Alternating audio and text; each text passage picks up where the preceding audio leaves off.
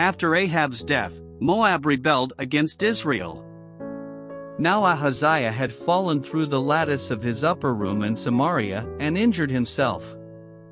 So he sent messengers, saying to them, "Go and consult Baal-zebub, the god of Ekron, to see if I will recover from this injury."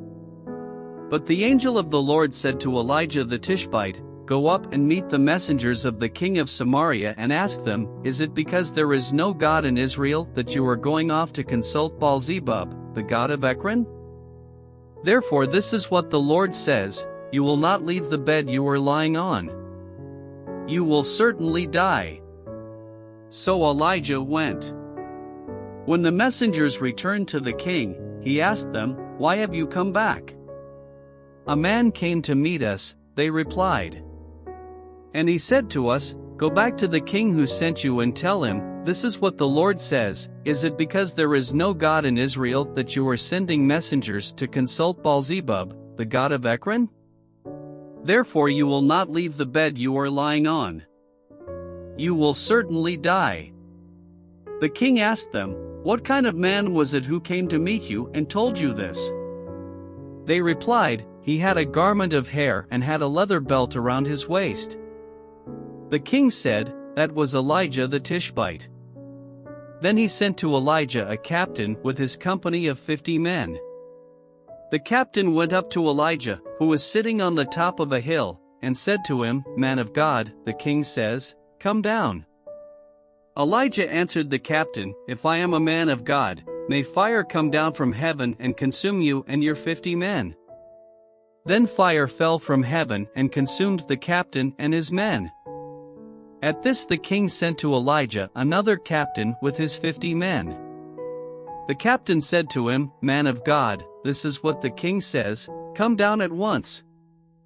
"If I am a man of God," Elijah replied, "may fire come down from heaven and consume you and your 50 men." Then the fire of God fell from heaven and consumed him and his 50 men. So the king sent a third captain with his 50 men. This third captain went up and fell on his knees before Elijah. "Man of God," he begged, "please have respect for my life and the lives of these 50 men, your servants. See, fire has fallen from heaven and consumed the first 2 captains and all their men. But now have respect for my life." The angel of the Lord said to Elijah, "Go down with him, do not be afraid of him." So Elijah got up and went down with him to the king. He told the king, "This is what the Lord says, is it because there is no God in Israel for you to consult that you have sent messengers to consult Baal-zebub, the god of Ekron? Because you have done this, you will never leave the bed you are lying on. You will certainly die."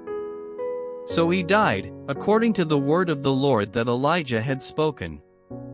Because Ahaziah had no son, Joram succeeded him as king in the 2nd year of Jehoram son of Jehoshaphat king of Judah. As for all the other events of Ahaziah's reign, and what he did, are they not written in the book of the annals of the kings of Israel? When the Lord was about to take Elijah up to heaven in a whirlwind, Elijah and Elisha were on their way from Gilgal. Elijah said to Elisha, "Stay here, the Lord has sent me to Bethel." But Elisha said, "As surely as the Lord lives and as you live, I will not leave you." So they went down to Bethel. The company of the prophets at Bethel came out to Elisha and asked, "Do you know that the Lord is going to take your master from you today?" "Yes, I know," Elisha replied, "so be quiet." Then Elijah said to him, "Stay here, Elisha, the Lord has sent me to Jericho." And he replied, "As surely as the Lord lives and as you live, I will not leave you." So they went to Jericho. The company of the prophets at Jericho went up to Elisha and asked him, "Do you know that the Lord is going to take your master from you today?" "Yes, I know," he replied, "so be quiet." Then Elijah said to him, "Stay here, the Lord has sent me to the Jordan." And he replied, "As surely as the Lord lives and as you live, I will not leave you." So the 2 of them walked on.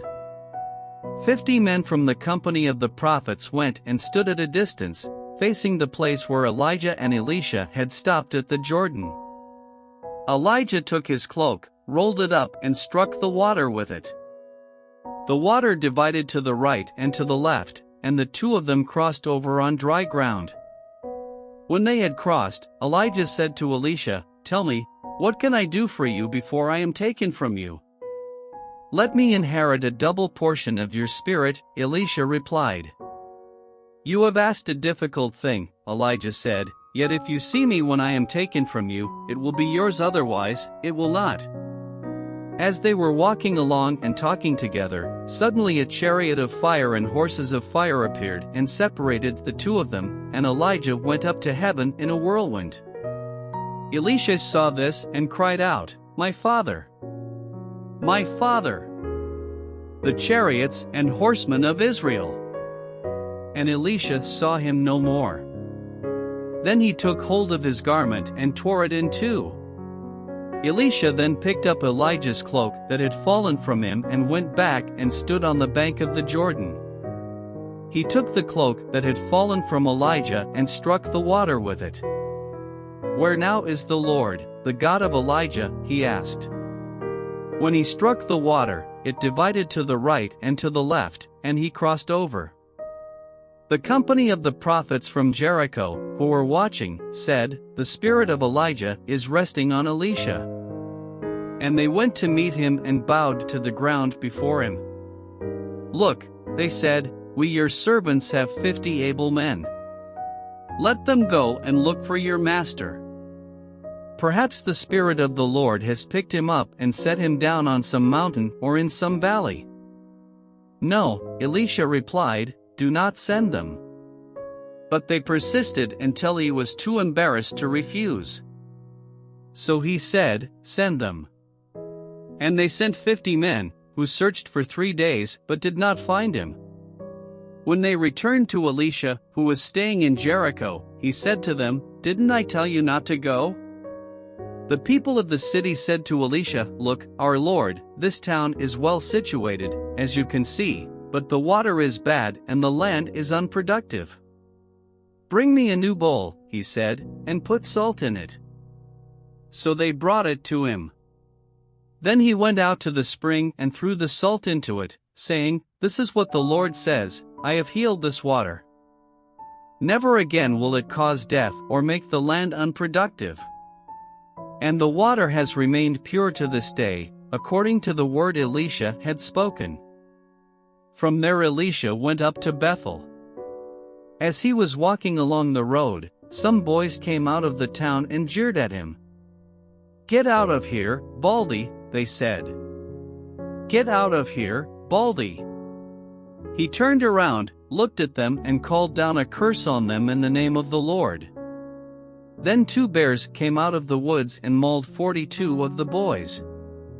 And he went on to Mount Carmel and from there returned to Samaria.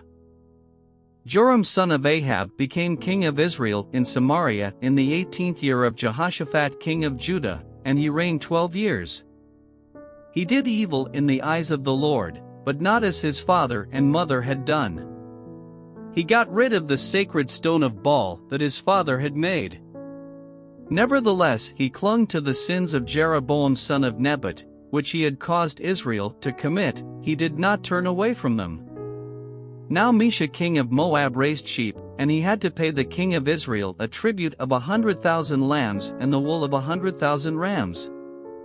But after Ahab died, the king of Moab rebelled against the king of Israel. So at that time King Joram set out from Samaria and mobilized all Israel.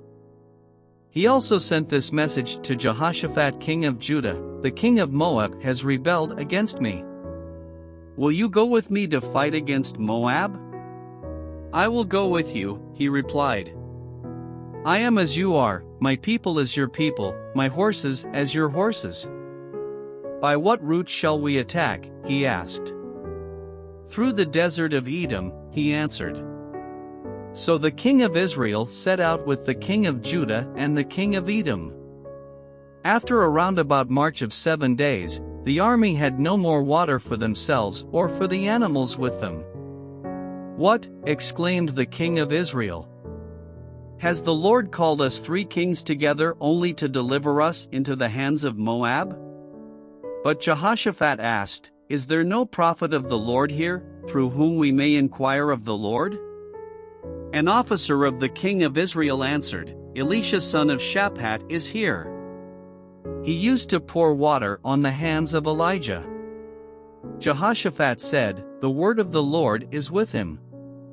So the king of Israel and Jehoshaphat and the king of Edom went down to him. Elisha said to the king of Israel, Why do you want to involve me? Go to the prophets of your father and the prophets of your mother. No, the king of Israel answered, Because it was the Lord who called us 3 kings together to deliver us into the hands of Moab. Elisha said, As surely as the Lord Almighty lives, whom I serve, if I did not have respect for the presence of Jehoshaphat king of Judah, I would not pay any attention to you. But now bring me a harpist. While the harpist was playing, the hand of the Lord came on Elisha. And he said, This is what the Lord says, I will fill this valley with pools of water. For this is what the Lord says, You will see neither wind nor rain, yet this valley will be filled with water, and you, your cattle and your other animals will drink. This is an easy thing in the eyes of the Lord, he will also deliver Moab into your hands. You will overthrow every fortified city and every major town. You will cut down every good tree, stop up all the springs, and ruin every good field with stones. The next morning, about the time for offering the sacrifice, there it was water flowing from the direction of Edom. And the land was filled with water. Now all the Moabites had heard that the kings had come to fight against them, so every man, young and old, who could bear arms was called up and stationed on the border. When they got up early in the morning, the sun was shining on the water. To the Moabites across the way, the water looked red like blood. That's blood, they said. Those kings must have fought and slaughtered each other. Now to the plunder, Moab. But when the Moabites came to the camp of Israel, the Israelites rose up and fought them until they fled. And the Israelites invaded the land and slaughtered the Moabites. They destroyed the towns, and each man threw a stone on every good field until it was covered. They stopped up all the springs and cut down every good tree. Only Kir-Hareseth was left with its stones in place, but men armed with slings surrounded it and attacked it as well. When the king of Moab saw that the battle had gone against him, he took with him 700 swordsmen to break through to the king of Edom, but they failed. Then he took his firstborn son, who was to succeed him as king, and offered him as a sacrifice on the city wall. The fury against Israel was great, they withdrew and returned to their own land. The wife of a man from the company of the prophets cried out to Elisha, Your servant my husband is dead, and you know that he revered the Lord. But now his creditor is coming to take my 2 boys as his slaves. Elisha replied to her, How can I help you? Tell me, what do you have in your house? Your servant has nothing there at all, she said, except a small jar of olive oil. Elisha said, Go around and ask all your neighbors for empty jars. Don't ask for just a few.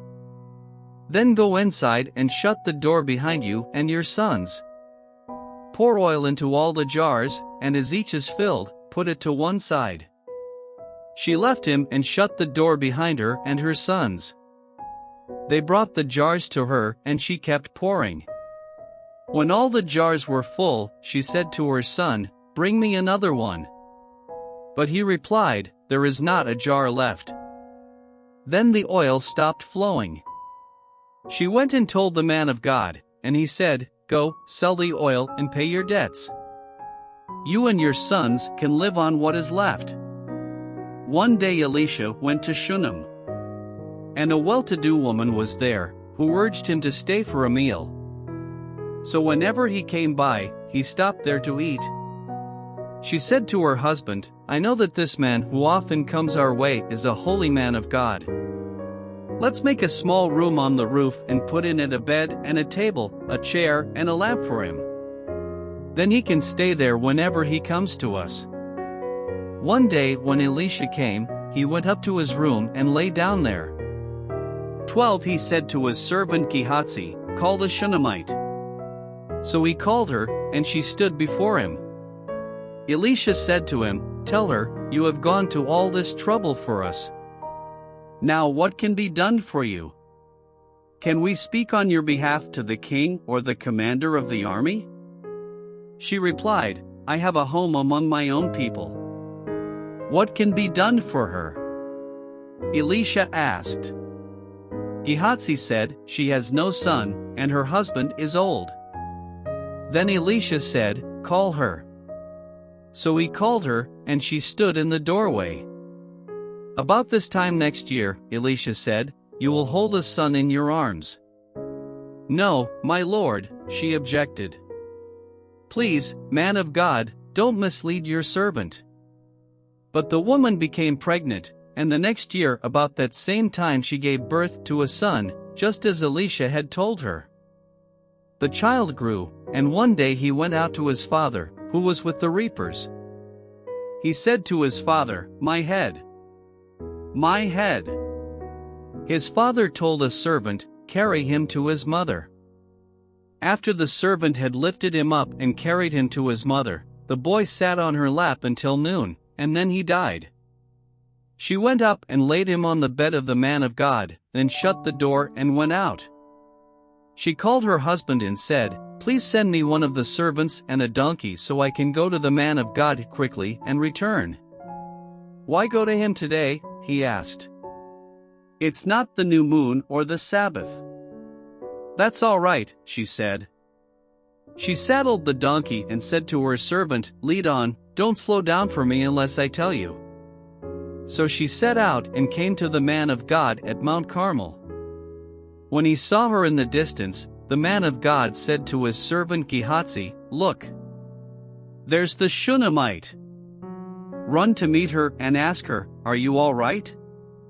Is your husband all right? Is your child all right?'" "Everything is all right," she said. When she reached the man of God at the mountain, she took hold of his feet. Gehazi came over to push her away, but the man of God said, "Leave her alone.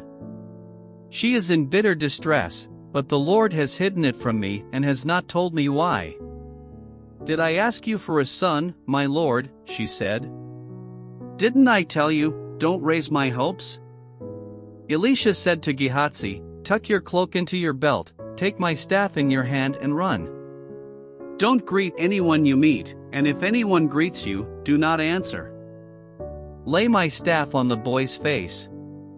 But the child's mother said, "As surely as the Lord lives and as you live, I will not leave you." So he got up and followed her. Gehazi went on ahead and laid the staff on the boy's face, but there was no sound or response. So Gehazi went back to meet Elisha and told him, "The boy has not awakened." When Elisha reached the house, there was the boy lying dead on his couch. 33 He went in, shut the door on the two of them and prayed to the Lord. 34 Then he got on the bed and lay on the boy, mouth to mouth, eyes to eyes, hands to hands. As he stretched himself out on him, the boy's body grew warm. Elisha turned away and walked back and forth in the room and then got on the bed and stretched out on him once more. The boy sneezed 7 times and opened his eyes. Elisha summoned Gehazi and said, "Call the Shunammite." And he did. When she came, he said, "Take your son." She came in, fell at his feet and bowed to the ground. Then she took her son and went out. Elisha returned to Gilgal, and there was a famine in that region. While the company of the prophets was meeting with him, he said to his servant, "Put on the large pot and cook some stew for these prophets." One of them went out into the fields to gather herbs and found a wild vine and picked as many of its gourds as his garment could hold. When he returned, he cut them up into the pot of stew, though no one knew what they were. The stew was poured out for the men, but as they began to eat it, they cried out, "Man of God, there is death in the pot." and they could not eat it. Elisha said, "Get some flour." He put it into the pot and said, "Serve it to the people to eat." And there was nothing harmful in the pot. A man came from Baal-shalisha, bringing the man of God 20 loaves of barley bread baked from the first ripe grain, along with some heads of new grain. "Give it to the people to eat," Elisha said. "How can I set this before 100 men?" his servant asked. But Elisha answered, "Give it to the people to eat. For this is what the Lord says, they will eat and have some left over." Then he set it before them, and they ate and had some left over, according to the word of the Lord. Now Naaman was commander of the army of the king of Aram. He was a great man in the sight of his master and highly regarded, because through him the Lord had given victory to Aram. He was a valiant soldier, but he had leprosy. Now bands of raiders from Aram had gone out and had taken captive a young girl from Israel, and she served Naaman's wife. She said to her mistress, "If only my master would see the prophet who is in Samaria. He would cure him of his leprosy." Naaman went to his master and told him what the girl from Israel had said. 5 By all means, go, the king of Aram replied. "I will send a letter to the king of Israel." So Naaman left, taking with him 10 talents of silver, 6,000 shekels of gold and 10 sets of clothing. The letter that he took to the king of Israel read, "With this letter I am sending my servant Naaman to you so that you may cure him of his leprosy." As soon as the king of Israel read the letter, he tore his robes and said, "Am I God? Can I kill and bring back to life? Why does this fellow send someone to me to be cured of his leprosy? See how he is trying to pick a quarrel with me." When Elisha the man of God heard that the king of Israel had torn his robes, he sent him this message, "Why have you torn your robes? Have the man come to me, and he will know that there is a prophet in Israel." So Naaman went with his horses and chariots and stopped at the door of Elisha's house. Elisha sent a messenger to say to him, "Go, wash yourself 7 times in the Jordan, and your flesh will be restored and you will be cleansed." But Naaman went away angry and said, "I thought that he would surely come out to me and stand and call on the name of the Lord his God, wave his hand over the spot and cure me of my leprosy. Are not Abana and Pharpar, the rivers of Damascus, better than all the waters of Israel? Couldn't I wash in them and be cleansed?" So he turned and went off in a rage. Naaman's servants went to him and said, "My father, if the prophet had told you to do some great thing, would you not have done it? How much more, then, when he tells you, 'Wash and be cleansed'?" So he went down and dipped himself in the Jordan 7 times, as the man of God had told him, and his flesh was restored and became clean like that of a young boy. Then Naaman and all his attendants went back to the man of God. He stood before him and said, "Now I know that there is no God in all the world except in Israel. So please accept a gift from your servant." The prophet answered, "As surely as the Lord lives, whom I serve, I will not accept a thing." And even though Naaman urged him, he refused.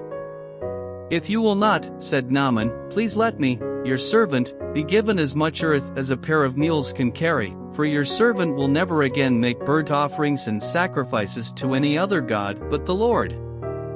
But may the Lord forgive your servant for this one thing. When my master enters the temple of Rimmon to bow down and he is leaning on my arm and I have to bow there also when I bow down in the temple of Rimmon, may the Lord forgive your servant for this." "Go in peace," Elisha said. After Naaman had traveled some distance, 20 Gehazi, the servant of Elisha the man of God, said to himself, "My master was too easy on Naaman, this Aramean, by not accepting from him what he brought. As surely as the Lord lives, I will run after him and get something from him." So Gehazi hurried after Naaman. When Naaman saw him running toward him, he got down from the chariot to meet him.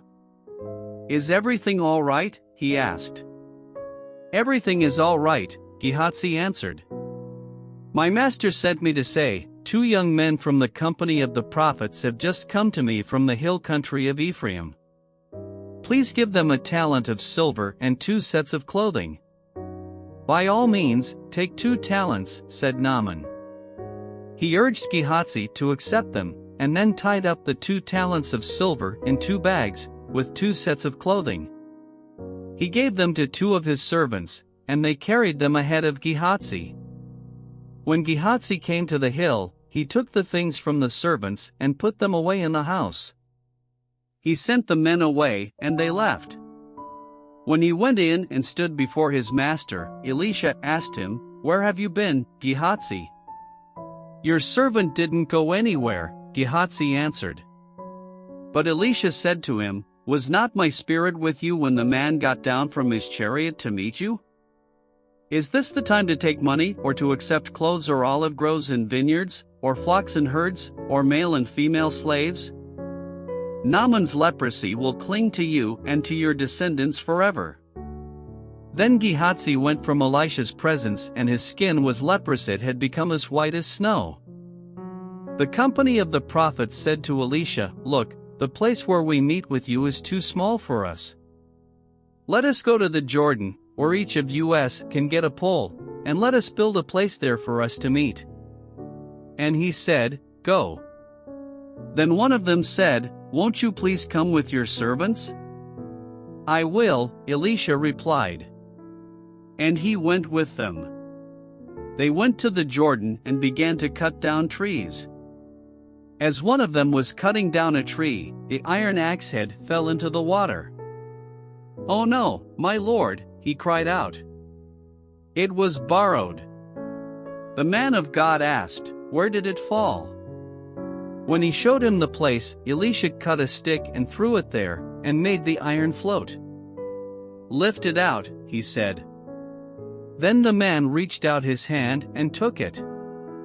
Now the king of Aram was at war with Israel. After conferring with his officers, he said, "I will set up my camp in such and such a place." The man of God sent word to the king of Israel, "Beware of passing that place, because the Arameans are going down there." So the king of Israel checked on the place indicated by the man of God. Time and again Elisha warned the king, so that he was on his guard in such places. This enraged the king of Aram. He summoned his officers and demanded of them, "Tell me, which of us is on the side of the king of Israel?" "None of us, my lord the king," said one of his officers, "but Elisha, the prophet who is in Israel, tells the king of Israel the very words you speak in your bedroom." "Go, find out where he is," the king ordered, "so I can send men and capture him." The report came back, "He is in Dothan." Then he sent horses and chariots and a strong force there. They went by night and surrounded the city. When the servant of the man of God got up and went out early the next morning, an army with horses and chariots had surrounded the city. "Oh no, my lord! What shall we do?" the servant asked. "Don't be afraid," the prophet answered. "Those who are with us are more than those who are with them." And Elisha prayed, "Open his eyes, Lord, so that he may see." Then the Lord opened the servant's eyes, and he looked and saw the hills full of horses and chariots of fire all around Elisha. As the enemy came down toward him, Elisha prayed to the Lord, "Strike this army with blindness." So he struck them with blindness, as Elisha had asked. Elisha told them, "This is not the road, and this is not the city. Follow me, and I will lead you to the man you are looking for." And he led them to Samaria. After they entered the city, Elisha said, "Lord, open the eyes of these men so they can see." Then the Lord opened their eyes and they looked, and there they were, inside Samaria. When the king of Israel saw them, he asked Elisha, "Shall I kill them, my father? Shall I kill them?" "Do not kill them," he answered. "Would you kill those you have captured with your own sword or bow?" Set food and water before them so that they may eat and drink and then go back to their master." So he prepared a great feast for them, and after they had finished eating and drinking, he sent them away, and they returned to their master. So the bands from Aram stopped raiding Israel's territory. Sometime later, Ben-Hadad king of Aram mobilized his entire army and marched up and laid siege to Samaria. There was a great famine in the city. The siege lasted so long that a donkey's head sold for 80 shekels of silver, and a quarter of a cab of seed pods for 5 shekels. As the king of Israel was passing by on the wall, a woman cried to him, "Help me, my lord the king." The king replied, "If the Lord does not help you, where can I get help for you? From the threshing floor? From the winepress?" Then he asked her, "What's the matter?" She answered, "This woman said to me, 'Give up your son so we may eat him today, and tomorrow we'll eat my son.' So we cooked my son and ate him. The next day I said to her, 'Give up your son so we may eat him,' but she had hidden him." When the king heard the woman's words, he tore his robes. As he went along the wall, the people looked, and they saw that, under his robes, he had sackcloth on his body. He said, "May God deal with me, be it ever so severely, if the head of Elisha son of Shaphat remains on his shoulders today." Now Elisha was sitting in his house, and the elders were sitting with him. The king sent a messenger ahead, but before he arrived, Elisha said to the elders, "Don't you see how this murderer is sending someone to cut off my head? Look, when the messenger comes, shut the door and hold it shut against him. Is not the sound of his master's footsteps behind him?" While he was still talking to them, the messenger came down to him. The king said, "This disaster is from the Lord. Why should I wait for the Lord any longer?" Elisha replied, "Hear the word of the Lord. This is what the Lord says, about this time tomorrow, a seah of the finest flour will sell for a shekel and 2 seahs of barley for a shekel at the gate of Samaria." The officer on whose arm the king was leaning said to the man of God, "Look, even if the Lord should open the floodgates of the heavens, could this happen?" "You will see it with your own eyes," answered Elisha, "but you will not eat any of it." Now there were 4 men with leprosy at the entrance of the city gate. They said to each other, "Why stay here until we die? If we say, 'We'll go into the city,' the famine is there, and we will die. And if we stay here, we will die. So let's go over to the camp of the Arameans and surrender. If they spare us, we live, if they kill us, then we die." At dusk they got up and went to the camp of the Arameans. When they reached the edge of the camp, no one was there.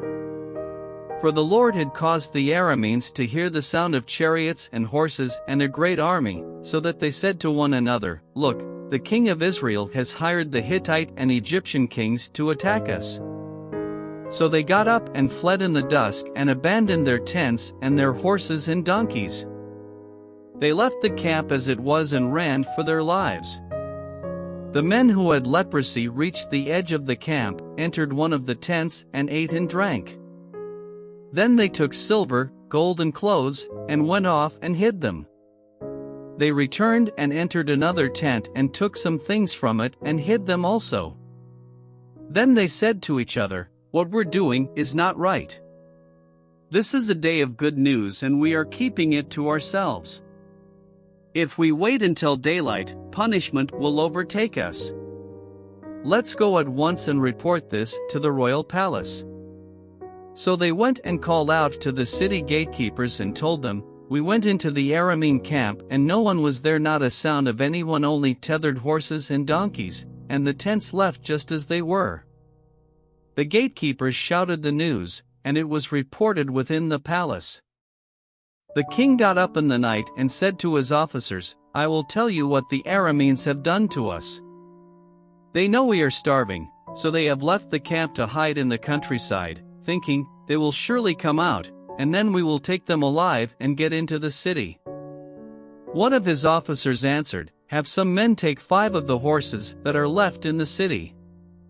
Their plight will be like that of all the Israelites left here. Yes, they will only be like all these Israelites who are doomed. So let us send them to find out what happened." So they selected 2 chariots with their horses, and the king sent them after the Aramean army. He commanded the drivers, "Go and find out what has happened." They followed them as far as the Jordan, and they found the whole road strewn with the clothing and equipment the Arameans had thrown away in their headlong flight. So the messengers returned and reported to the king. Then the people went out and plundered the camp of the Arameans. So a seah of the finest flour sold for a shekel, and 2 seahs of barley sold for a shekel, as the Lord had said. Now the king had put the officer on whose arm he leaned in charge of the gate, and the people trampled him in the gateway, and he died, just as the man of God had foretold when the king came down to his house. It happened as the man of God had said to the king, "About this time tomorrow, a seah of the finest flour will sell for a shekel and 2 seahs of barley for a shekel at the gate of Samaria." The officer had said to the man of God, "Look, even if the Lord should open the floodgates of the heavens, could this happen?" The man of God had replied, "You will see it with your own eyes, but you will not eat any of it." And that is exactly what happened to him, for the people trampled him in the gateway, and he died. Now Elisha had said to the woman whose son he had restored to life, "Go away with your family and stay for a while wherever you can, because the Lord has decreed a famine in the land that will last 7 years." The woman proceeded to do as the man of God said. She and her family went away and stayed in the land of the Philistines 7 years. At the end of the 7 years she came back from the land of the Philistines and went to appeal to the king for her house and land. The king was talking to Gehazi, the servant of the man of God, and had said, "Tell me about all the great things Elisha has done." Just as Gehazi was telling the king how Elisha had restored the dead to life, the woman whose son Elisha had brought back to life came to appeal to the king for her house and land. Gehazi said, "This is the woman, my lord the king, and this is her son whom Elisha restored to life." The king asked the woman about it, and she told him. Then he assigned an official to her case and said to him, "Give back everything that belonged to her, including all the income from her land from the day she left the country until now." Elisha went to Damascus, and Ben-Hadad king of Aram was ill. When the king was told, "The man of God has come all the way up here," he said to Hazael, "Take a gift with you and go to meet the man of God. Consult the Lord through him, ask him, 'Will I recover from this illness?'" Hazael went to meet Elisha, taking with him as a gift 40 camel loads of all the finest wares of Damascus. He went in and stood before him, and said, "Your son Ben-Hadad king of Aram has sent me to ask, 'Will I recover from this illness?'" Elisha answered, "Go and say to him, 'You will certainly recover.' Nevertheless, the Lord has revealed to me that he will in fact die." He stared at him with a fixed gaze until Hazael was embarrassed. Then the man of God began to weep. "Why is my lord weeping?" asked Hazael. "Because I know the harm you will do to the Israelites," he answered. "You will set fire to their fortified places, kill their young men with the sword, dash their little children to the ground, and rip open their pregnant women." Hazael said, "How could your servant, a mere dog, accomplish such a feat?" "The Lord has shown me that you will become king of Aram," answered Elisha. Then Hazael left Elisha and returned to his master. When Ben-Hadad asked, "What did Elisha say to you?"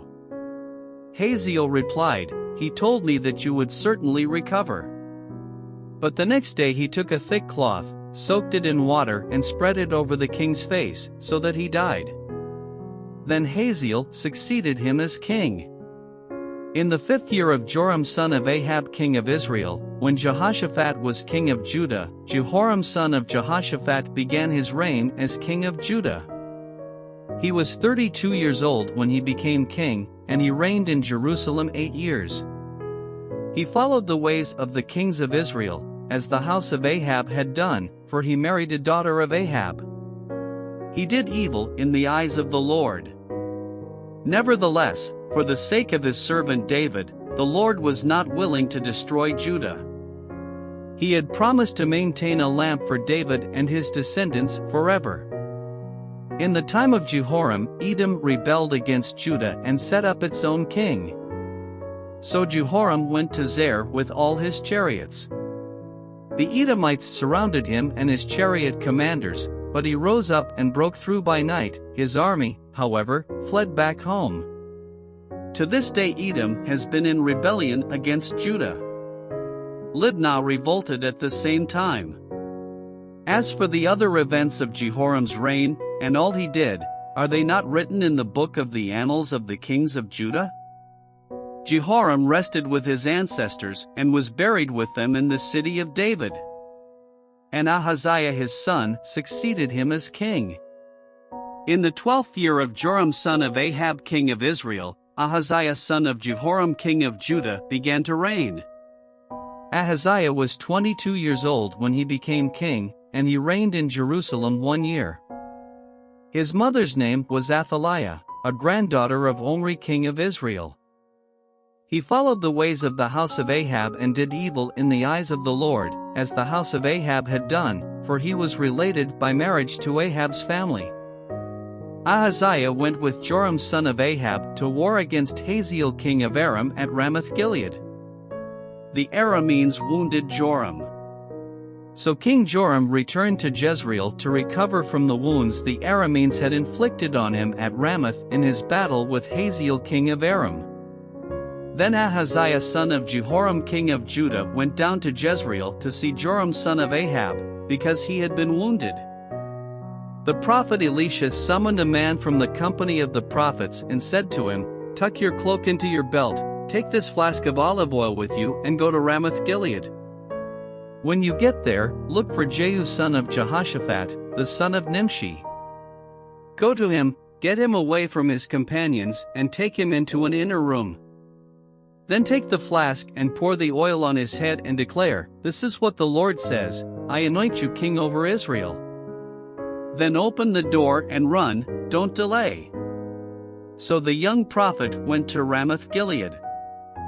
When he arrived, he found the army officers sitting together. "I have a message for you, commander," he said. "For which of us?" asked Jehu. "For you, commander," he replied. Jehu got up and went into the house. Then the prophet poured the oil on Jehu's head and declared, "This is what the Lord, the God of Israel, says, I anoint you king over the Lord's people Israel. You are to destroy the house of Ahab your master, and I will avenge the blood of my servants the prophets and the blood of all the Lord's servants shed by Jezebel. The whole house of Ahab will perish. I will cut off from Ahab every last male in Israel, slave or free. I will make the house of Ahab like the house of Jeroboam son of Nebat and like the house of Baasha son of Ahijah. As for Jezebel, dogs will devour her on the plot of ground at Jezreel, and no one will bury her." Then he opened the door and ran. When Jehu went out to his fellow officers, one of them asked him, "Is everything all right? Why did this maniac come to you?" "You know the man and the sort of things he says," Jehu replied. "That's not true," they said. "Tell us." Jehu said, "Here is what he told me. This is what the Lord says, I anoint you king over Israel." They quickly took their cloaks and spread them under him on the bare steps. Then they blew the trumpet and shouted, "Jehu is king." So Jehu son of Jehoshaphat, the son of Nimshi, conspired against Joram. Now Joram and all Israel had been defending Ramoth-Gilead against Hazael king of Aram. But King Joram had returned to Jezreel to recover from the wounds the Arameans had inflicted on him in the battle with Hazael king of Aram. Jehu said, "If you desire to make me king, don't let anyone slip out of the city to go and tell the news in Jezreel." Then he got into his chariot and rode to Jezreel, because Joram was resting there and Ahaziah king of Judah had gone down to see him. When the lookout standing on the tower in Jezreel saw Jehu's troops approaching, he called out, "I see some troops coming." "Get a horseman," Joram ordered. "Send him to meet them and ask, 'Do you come in peace?'" The horseman rode off to meet Jehu and said, "This is what the king says, do you come in peace?" "What do you have to do with peace?" Jehu replied, "Fall in behind me." The lookout reported, "The messenger has reached them, but he isn't coming back." So the king sent out a second horseman. When he came to them he said, "This is what the king says, do you come in peace?" Jehu replied, "What do you have to do with peace?" "Fall in behind me." The lookout reported, "He has reached them, but he isn't coming back either." The driving is like that of Jehu son of Nimshi, he drives like a maniac. "Hitch up my chariot," Joram ordered. And when it was hitched up, Joram king of Israel and Ahaziah king of Judah rode out, each in his own chariot, to meet Jehu. They met him at the plot of ground that had belonged to Naboth the Jezreelite. When Joram saw Jehu he asked, "Have you come in peace, Jehu?" "How can there be peace," Jehu replied, "as long as all the idolatry and witchcraft of your mother Jezebel abound?" Joram turned about and fled, calling out to Ahaziah, "Treachery, Ahaziah!" Then Jehu drew his bow and shot Joram between the shoulders. The arrow pierced his heart and he slumped down in his chariot. Jehu said to Bidkar, his chariot officer, "Pick him up and throw him on the field that belonged to Naboth the Jezreelite. Remember how you and I were riding together in chariots behind Ahab his father when the Lord spoke this prophecy against him. Yesterday I saw the blood of Naboth and the blood of his sons, declares the Lord, and I will surely make you pay for it on this plot of ground, declares the Lord.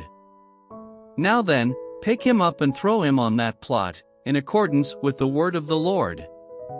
When Ahaziah king of Judah saw what had happened, he fled up the road to Beth Hagan. Jehu chased him, shouting, "Kill him too!" They wounded him in his chariot on the way up to Ger-ner Eblim, but he escaped to Megiddo and died there.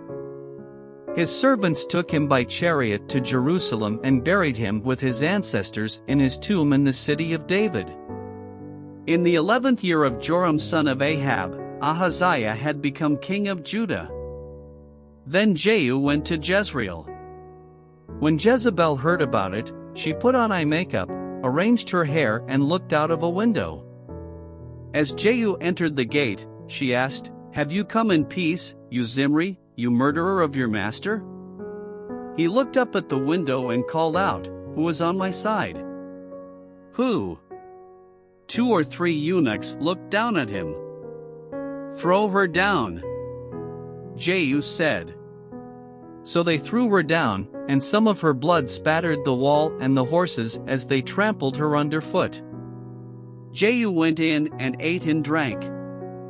"Take care of that cursed woman," he said, "and bury her, for she was a king's daughter." But when they went out to bury her, they found nothing except her skull, her feet and her hands. They went back and told Jehu, who said, "This is the word of the Lord that he spoke through his servant Elijah the Tishbite, on the plot of ground at Jezreel dogs will devour Jezebel's flesh. Jezebel's body will be like dung on the ground in the plot at Jezreel, so that no one will be able to say, 'This is Jezebel.'" Now there were in Samaria 70 sons of the house of Ahab. So Jehu wrote letters and sent them to Samaria, to the officials of Jezreel, to the elders and to the guardians of Ahab's children. He said, "You have your master's sons with you and you have chariots and horses, a fortified city and weapons. Now as soon as this letter reaches you, choose the best and most worthy of your master's sons and set him on his father's throne. Then fight for your master's house." But they were terrified and said, "If 2 kings could not resist him, how can we?" So the palace administrator, the city governor, the elders and the guardians sent this message to Jehu: "We are your servants, and we will do anything you say. We will not appoint anyone as king, you do whatever you think best." Then Jehu wrote them a second letter, saying, "If you are on my side and will obey me, take the heads of your master's sons and come to me in Jezreel by this time tomorrow." Now the royal princes, 70 of them, were with the leading men of the city, who were rearing them. When the letter arrived, these men took the princes and slaughtered all 70 of them. They put their heads in baskets and sent them to Jehu in Jezreel. When the messenger arrived, he told Jehu, "They have brought the heads of the princes." Then Jehu ordered, "Put them in 2 piles at the entrance of the city gate until morning." The next morning Jehu went out. He stood before all the people and said, "You are innocent. It was I who conspired against my master and killed him, but who killed all these? Know, then, that not a word the Lord has spoken against the house of Ahab will fail. The Lord has done what he announced through his servant Elijah." So Jehu killed everyone in Jezreel who remained of the house of Ahab, as well as all his chief men, his close friends and his priests, leaving him no survivor. Jehu then set out and went toward Samaria. At Beth-eked of the shepherds, he met some relatives of Ahaziah king of Judah and asked, "Who are you?" They said, "We are relatives of Ahaziah, and we have come down to greet the families of the king and of the queen mother." "Take them alive," he ordered. So they took them alive and slaughtered them by the well of Beth-eked, 42 of them. He left no survivor. After he left there, he came upon Jehonadab son of Rechab, who was on his way to meet him. Jehu greeted him and said, "Are you in accord with me, as I am with you?" "I am," Jehonadab answered. "If so," said Jehu, "give me your hand." So he did, and Jehu helped him up into the chariot. Jehu said, "Come with me and see my zeal for the Lord." Then he had him ride along in his chariot. When Jehu came to Samaria, he killed all who were left there of Ahab's family. He destroyed them, according to the word of the Lord spoken to Elijah. Then Jehu brought all the people together and said to them, "Ahab served Baal a little, Jehu will serve him much. Now summon all the prophets of Baal, all his servants and all his priests. See that no one is missing, because I am going to hold a great sacrifice for Baal. Anyone who fails to come will no longer live." But Jehu was acting deceptively in order to destroy the servants of Baal. Jehu said, "Call an assembly in honor of Baal." So they proclaimed it. 21 Then he sent word throughout Israel, and all the servants of Baal came, not one stayed away. They crowded into the temple of Baal until it was full from one end to the other. And Jehu said to the keeper of the wardrobe, "Bring robes for all the servants of Baal." So he brought out robes for them. Then Jehu and Jehonadab son of Rechab went into the temple of Baal. Jehu said to the servants of Baal, "Look around and see that no one who serves the Lord is here with you, only servants of Baal." So they went in to make sacrifices and burnt offerings. Now Jehu had posted 80 men outside with this warning: "If one of you lets any of the men I am placing in your hands escape, it will be your life or his life." As soon as Jehu had finished making the burnt offering, he ordered the guards and officers, "Go in and kill them, let no one escape." So they cut them down with the sword. The guards and officers threw the bodies out and then entered the inner shrine of the temple of Baal. They brought the sacred stone out of the temple of Baal and burned it. They demolished the sacred stone of Baal and tore down the temple of Baal, and people have used it for a latrine to this day. So Jehu destroyed Baal worship in Israel.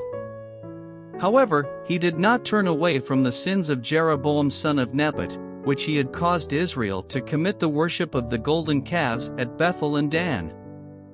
The Lord said to Jehu, "Because you have done well in accomplishing what is right in my eyes and have done to the house of Ahab all I had in mind to do, your descendants will sit on the throne of Israel to the fourth generation." Yet Jehu was not careful to keep the law of the Lord, the God of Israel, with all his heart. He did not turn away from the sins of Jeroboam, which he had caused Israel to commit. In those days, the Lord began to reduce the size of Israel. Hazael overpowered the Israelites throughout their territory. East of the Jordan, in all the land of Gilead, the region of Gad, Reuben and Manasseh, from Aroer by the Arnon Gorge through Gilead to Bashan. As for the other events of Jehu's reign, all he did, and all his achievements, are they not written in the book of the annals of the kings of Israel? Jehu rested with his ancestors and was buried in Samaria. And Jehoahaz his son succeeded him as king. The time that Jehu reigned over Israel in Samaria was 28 years. When Athaliah the mother of Ahaziah saw that her son was dead, she proceeded to destroy the whole royal family. But Jehosheba, the daughter of King Jehoram and sister of Ahaziah, took Joash son of Ahaziah and stole him away from among the royal princes, who were about to be murdered. She put him and his nurse in a bedroom to hide him from Athaliah, so he was not killed. He remained hidden with his nurse at the temple of the Lord for 6 years while Athaliah ruled the land. In the 7th year Jehoiada sent for the commanders of units of 100, the Karites and the guards, and had them brought to him at the temple of the Lord. He made a covenant with them and put them under oath at the temple of the Lord. Then he showed them the king's son.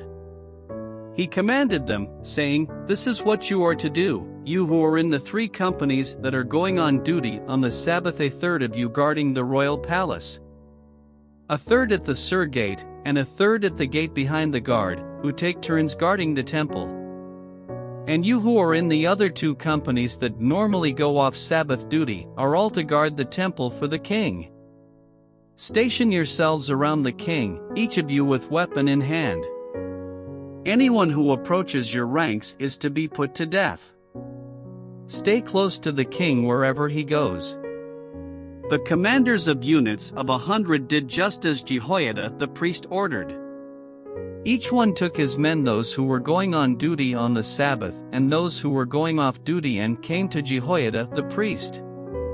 10 Then he gave the commanders the spears and shields that had belonged to King David and that were in the temple of the Lord. The guards, each with weapon in hand, stationed themselves around the king near the altar and the temple, from the south side to the north side of the temple. Jehoiada brought out the king's son and put the crown on him. He presented him with a copy of the covenant and proclaimed him king. They anointed him, and the people clapped their hands and shouted, "Long live the king!" When Athaliah heard the noise made by the guards and the people, she went to the people at the temple of the Lord. She looked, and there was the king, standing by the pillar, as the custom was. The officers and the trumpeters were beside the king, and all the people of the land were rejoicing and blowing trumpets. Then Athaliah tore her robes and called out, "Treason! Treason!" Jehoiada the priest ordered the commanders of units of 100, who were in charge of the troops, "Bring her out between the ranks and put to the sword anyone who follows her." For the priest had said, "She must not be put to death in the temple of the Lord." So they seized her as she reached the place where the horses enter the palace grounds, and there she was put to death. Jehoiada then made a covenant between the Lord and the king and people that they would be the Lord's people. He also made a covenant between the king and the people. All the people of the land went to the temple of Baal and tore it down. They smashed the altars and idols to pieces and killed Mattan the priest of Baal in front of the altars. Then Jehoiada the priest posted guards at the temple of the Lord. He took with him the commanders of hundreds, the Karites, the guards, and all the people of the land, and together they brought the king down from the temple of the Lord and went into the palace, entering by way of the gate of the guards. The king then took his place on the royal throne. All the people of the land rejoiced, and the city was calm, because Athaliah had been slain with the sword at the palace. Joash was 7 years old when he began to reign. In the 7th year of Jehu, Joash became king, and he reigned in Jerusalem 40 years. His mother's name was Zibiah, she was from Beersheba. Joash did what was right in the eyes of the Lord all the years Jehoiada the priest instructed him. The high places, however, were not removed. The people continued to offer sacrifices and burn incense there. Joash said to the priests, "Collect all the money that is brought as sacred offerings to the temple of the Lord, the money collected in the census, the money received from personal vows, and the money brought voluntarily to the temple. Let every priest receive the money from one of the treasurers, then use it to repair whatever damage is found in the temple." But by the 23rd year of King Joash, the priests still had not repaired the temple. Therefore King Joash summoned Jehoiada the priest and the other priests and asked them, "Why aren't you repairing the damage done to the temple? Take no more money from your treasurers, but hand it over for repairing the temple." The priests agreed that they would not collect any more money from the people and that they would not repair the temple themselves. Jehoiada the priest took a chest and bored a hole in its lid. He placed it beside the altar, on the right side, as one enters the temple of the Lord. The priests who guarded the entrance put into the chest all the money that was brought to the temple of the Lord. Whenever they saw that there was a large amount of money in the chest, the royal secretary and the high priest came, counted the money that had been brought into the temple of the Lord, and put it into bags. When the amount had been determined, they gave the money to the men appointed to supervise the work on the temple. With it they paid those who worked on the temple of the Lord, the carpenters and builders, the masons and stonecutters. They purchased timber and blocks of dressed stone for the repair of the temple of the Lord, and met all the other expenses of restoring the temple. The money brought into the temple was not spent for making silver basins, wick trimmers, sprinkling bowls, trumpets, or any other articles of gold or silver for the temple of the Lord. It was paid to the workers, who used it to repair the temple. They did not require an accounting from those to whom they gave the money to pay the workers, because they acted with complete honesty. The money from the guilt offerings and sin offerings was not brought into the temple of the Lord, it belonged to the priests. About this time Hazael king of Aram went up and attacked Gath and captured it. Then he turned to attack Jerusalem. But Joash king of Judah took all the sacred objects dedicated by his predecessors Jehoshaphat, Jehoram, and Ahaziah, the kings of Judah, and the gifts he himself had dedicated, and all the gold found in the treasuries of the temple of the Lord and of the royal palace, and he sent them to Hazael king of Aram, who then withdrew from Jerusalem. As for the other events of the reign of Joash, and all he did, are they not written in the book of the annals of the kings of Judah? His officials conspired against him and assassinated him at Beth Millo, on the road down to Silla. The officials who murdered him were Jozabad son of Shimeath and Jehozabad son of Shomer. He died and was buried with his ancestors in the city of David. And Amaziah his son succeeded him as king. In the 23rd year of Joash son of Ahaziah king of Judah, Jehoahaz son of Jehu became king of Israel in Samaria, and he reigned 17 years. He did evil in the eyes of the Lord by following the sins of Jeroboam son of Nebat, which he had caused Israel to commit, and he did not turn away from them. So the Lord's anger burned against Israel, and for a long time he kept them under the power of Hazael king of Aram and Ben-Hadad his son. Then Jehoahaz sought the Lord's favor, and the Lord listened to him, for he saw how severely the king of Aram was oppressing Israel. The Lord provided a deliverer for Israel, and they escaped from the power of Aram. So the Israelites lived in their own homes as they had before. But they did not turn away from the sins of the house of Jeroboam, which he had caused Israel to commit, they continued in them. Also, the Asherah pole remained standing in Samaria. Nothing had been left of the army of Jehoahaz except 50 horsemen, 10 chariots, and 10,000 foot soldiers, for the king of Aram had destroyed the rest and made them like the dust at threshing time. As for the other events of the reign of Jehoahaz, all he did and his achievements, are they not written in the book of the annals of the kings of Israel? Jehoahaz rested with his ancestors and was buried in Samaria. And Jehoash his son succeeded him as king. In the 37th year of Joash king of Judah, Jehoash son of Jehoahaz became king of Israel in Samaria, and he reigned 16 years. He did evil in the eyes of the Lord and did not turn away from any of the sins of Jeroboam son of Nebat, which he had caused Israel to commit. He continued in them. As for the other events of the reign of Jehoash, all he did and his achievements, including his war against Amaziah king of Judah, are they not written in the book of the annals of the kings of Israel? Jehoash rested with his ancestors, and Jeroboam succeeded him on the throne. Jehoash was buried in Samaria with the kings of Israel. Now Elisha had been suffering from the illness from which he died. Jehoash king of Israel went down to see him and wept over him. "My father! My father," he cried. "The chariots and horsemen of Israel!" Elisha said, "Get a bow and some arrows," and he did so. "Take the bow in your hands," he said to the king of Israel. When he had taken it, Elisha put his hands on the king's hands. "Open the east window," he said, and he opened it. "Shoot," Elisha said, and he shot. The Lord's arrow of victory, the arrow of victory over Aram. Elisha declared, "You will completely destroy the Arameans at Aphek." Then he said, "Take the arrows," and the king took them. Elisha told him, "Strike the ground." He struck it 3 times and stopped. The man of God was angry with him and said, "You should have struck the ground 5 or 6 times, then you would have defeated Aram and completely destroyed it. But now you will defeat it only 3 times." Elisha died and was buried.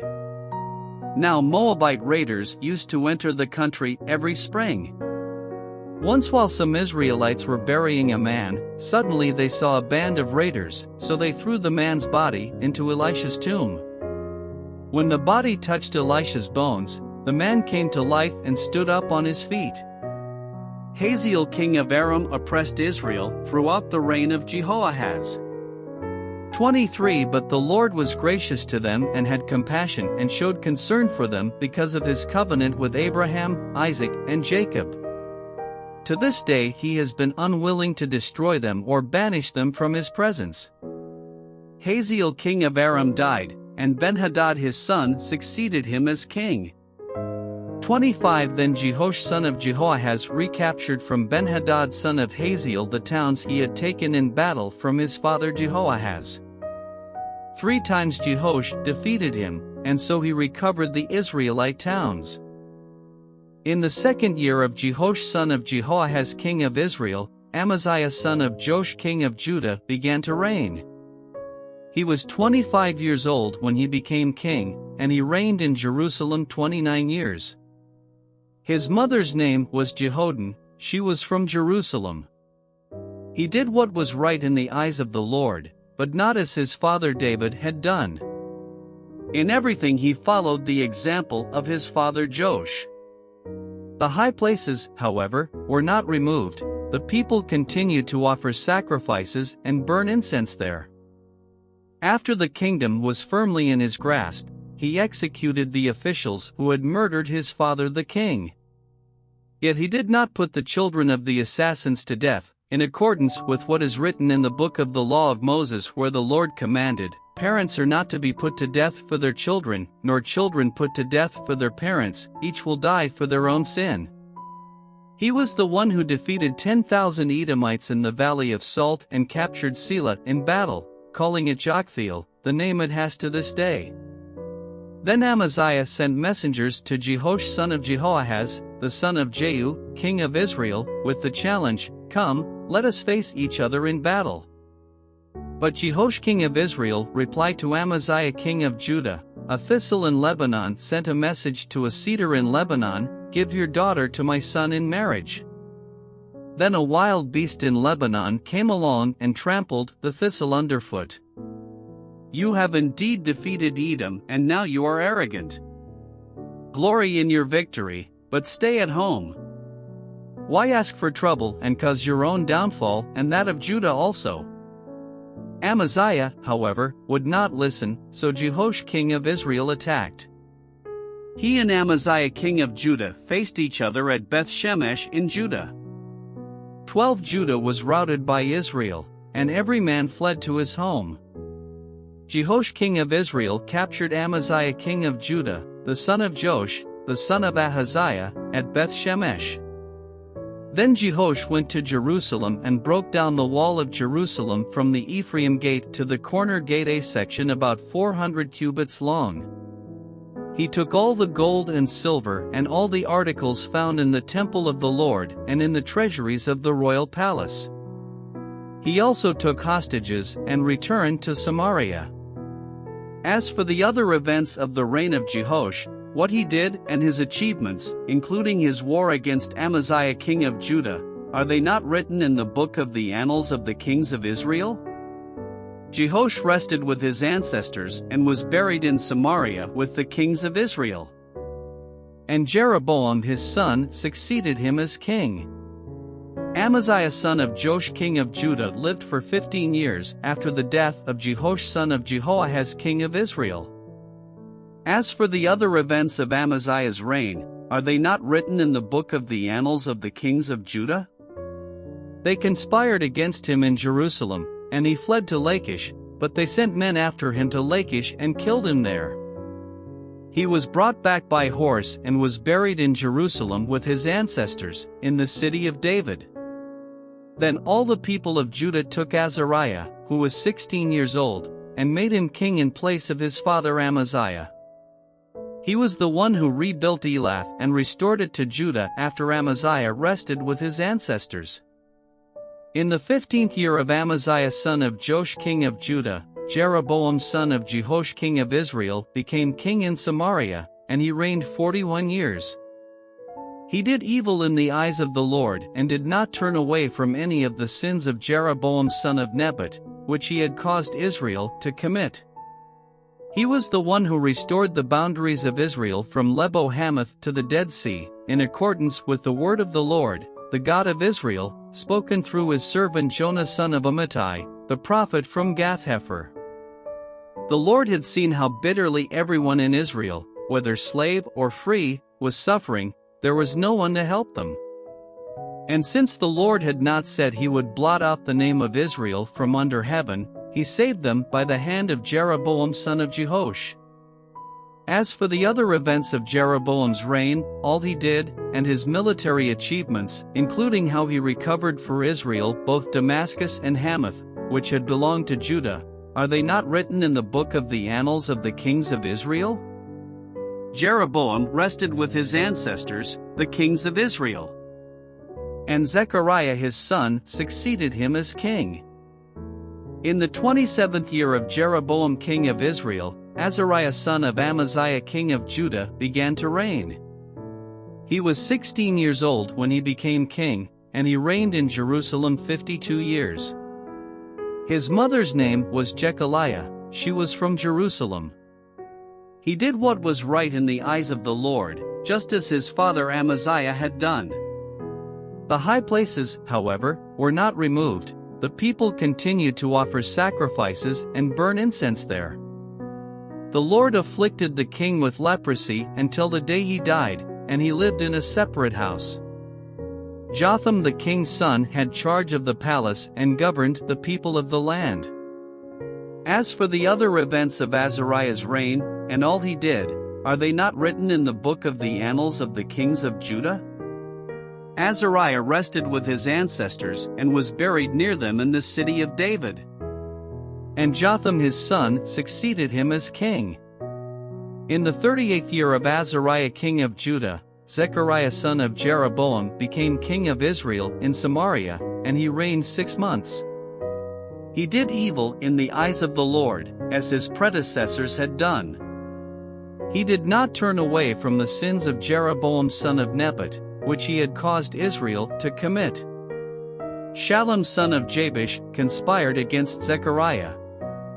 He attacked him in front of the people, assassinated him and succeeded him as king. The other events of Zechariah's reign are written in the book of the annals of the kings of Israel.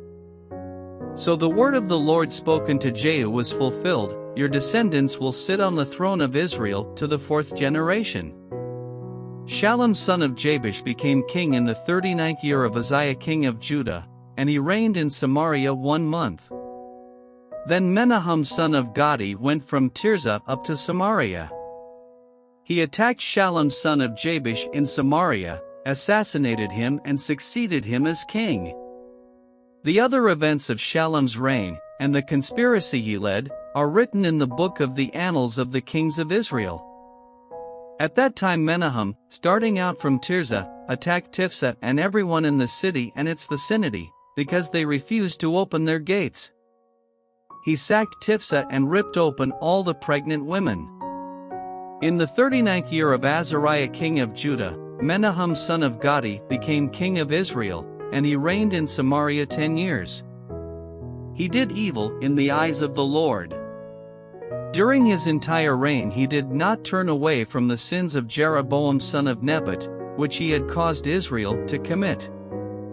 Then Pul king of Assyria invaded the land, and Menahem gave him 1,000 talents of silver to gain his support and strengthen his own hold on the kingdom. Menahem exacted this money from Israel. Every wealthy person had to contribute 50 shekels of silver to be given to the king of Assyria. So the king of Assyria withdrew and stayed in the land no longer. As for the other events of Menahem's reign, and all he did, are they not written in the book of the annals of the kings of Israel? Menahem rested with his ancestors, and Pekahiah his son succeeded him as king. In the 50th year of Azariah king of Judah, Pekahiah son of Menahem became king of Israel in Samaria, and he reigned 2 years. Pekahiah did evil in the eyes of the Lord. He did not turn away from the sins of Jeroboam son of Nebat, which he had caused Israel to commit. One of his chief officers, Pekah son of Remaliah, conspired against him. Taking 50 men of Gilead with him, he assassinated Pekahiah, along with Argob and Ariah, in the citadel of the royal palace at Samaria. So Pekah killed Pekahiah and succeeded him as king. The other events of Pekahiah's reign, and all he did, are written in the book of the annals of the kings of Israel. In the 52nd year of Azariah king of Judah, Pekah son of Remaliah became king of Israel in Samaria, and he reigned 20 years. He did evil in the eyes of the Lord. He did not turn away from the sins of Jeroboam son of Nebat, which he had caused Israel to commit. In the time of Pekah king of Israel, Tiglath-Pileser king of Assyria came and took Ijon, Abel-Beth-Maachah, Genoa, Kadesh and Hazor. He took Gilead and Galilee, including all the land of Naphtali, and deported the people to Assyria. 30 Then Hoshea son of Elah conspired against Pekah son of Remaliah. He attacked and assassinated him, and then succeeded him as king in the 20th year of Jotham son of Uzziah.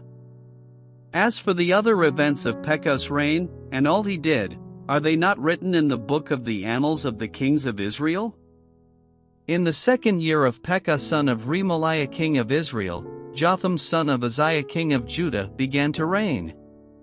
He was 25 years old when he became king, and he reigned in Jerusalem 16 years.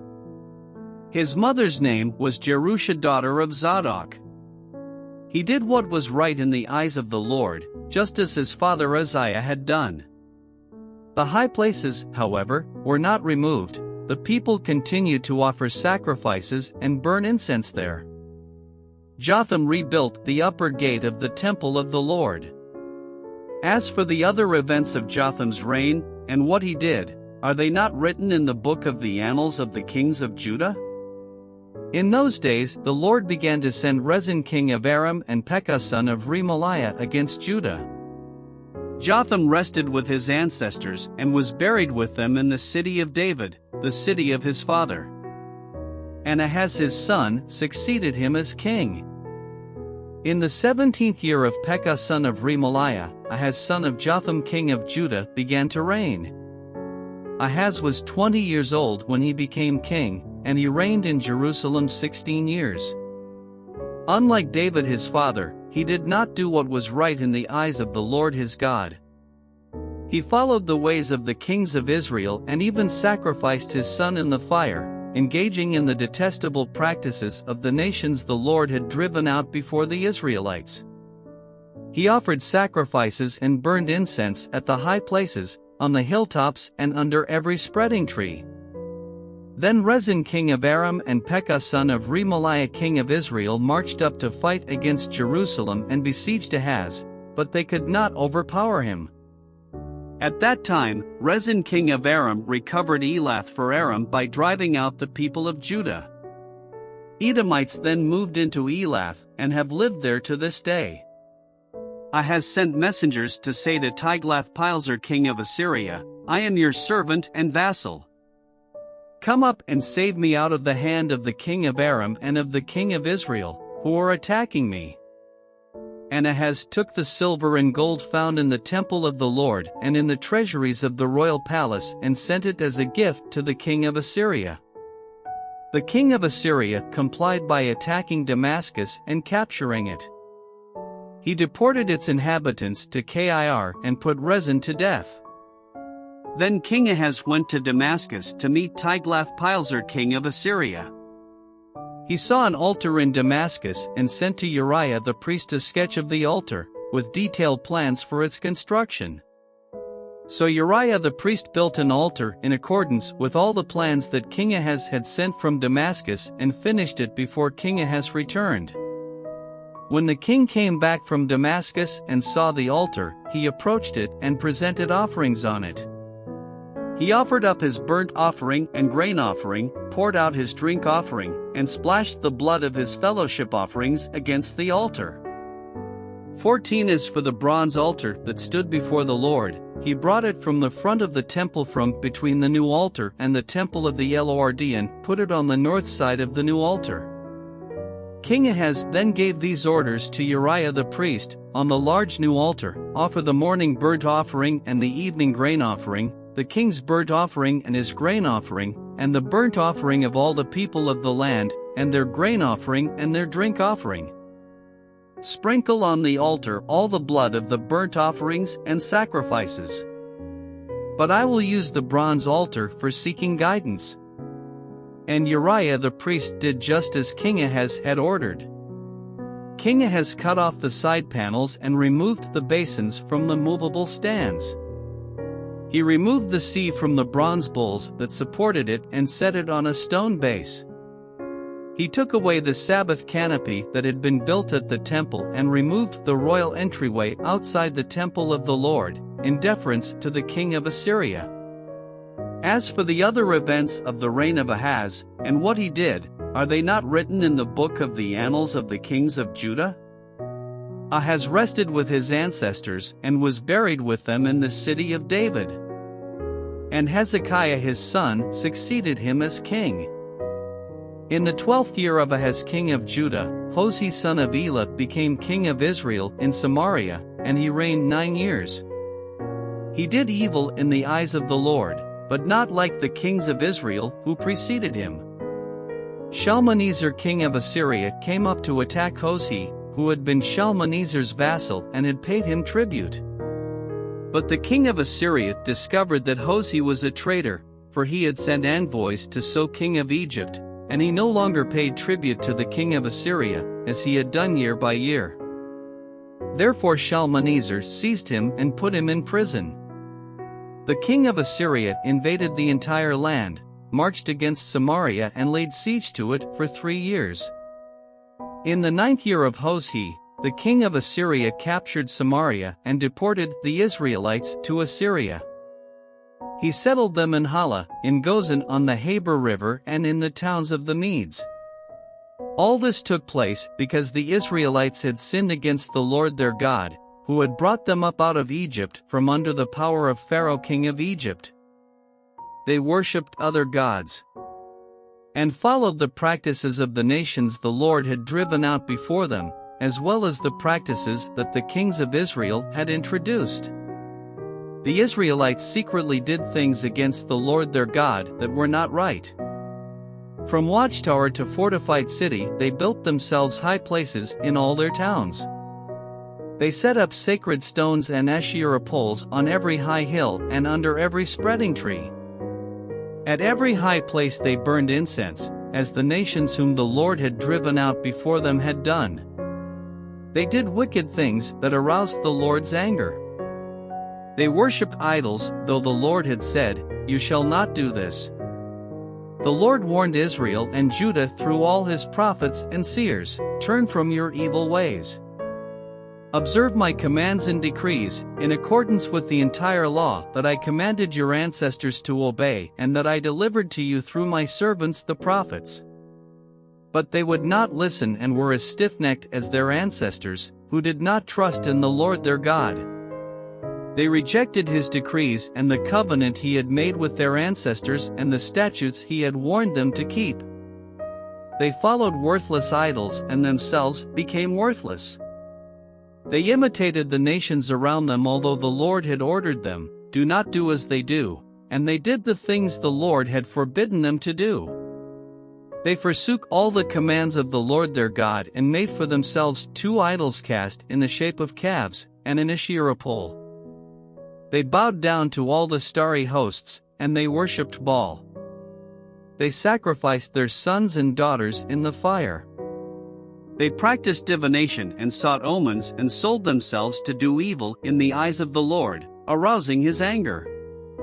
So the Lord was very angry with Israel and removed them from his presence.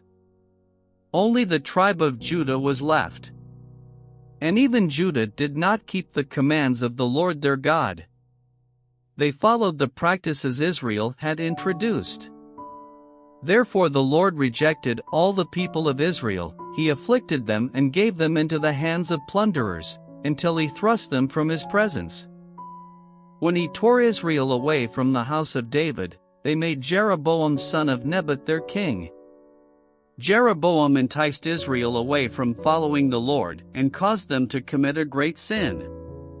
The Israelites persisted in all the sins of Jeroboam and did not turn away from them, until the Lord removed them from his presence, as he had warned through all his servants the prophets.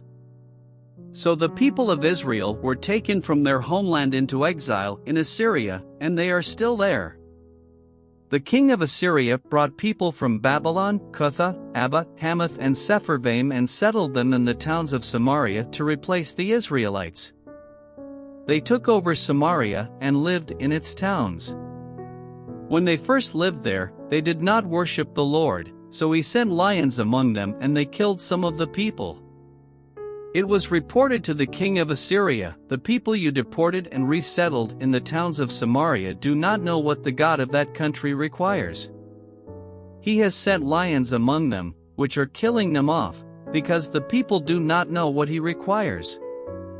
Then the king of Assyria gave this order, "Have one of the priests you took captive from Samaria go back to live there and teach the people what the God of the land requires." So one of the priests who had been exiled from Samaria came to live in Bethel and taught them how to worship the Lord. Nevertheless, each national group made its own gods in the several towns where they settled, and set them up in the shrines the people of Samaria had made at the high places. The people from Babylon made Succoth-Benoth, those from Cutha made Nergal, and those from Hamath made Ashima. The Avites made Nibaz and Tartak, and the Sepharvites burned their children in the fire as sacrifices to Adramelech and Anamelech, the gods of Sepharvaim. They worshipped the Lord, but they also appointed all sorts of their own people to officiate for them as priests in the shrines at the high places. They worshipped the Lord, but they also served their own gods in accordance with the customs of the nations from which they had been brought. To this day they persist in their former practices. They neither worship the Lord nor adhere to the decrees and regulations, the laws and commands that the Lord gave the descendants of Jacob, whom he named Israel. When the Lord made a covenant with the Israelites, he commanded them, "Do not worship any other gods or bow down to them, serve them or sacrifice to them. But the Lord, who brought you up out of Egypt with mighty power and outstretched arm, is the one you must worship. To him you shall bow down and to him offer sacrifices." You must always be careful to keep the decrees and regulations, the laws and commands he wrote for you.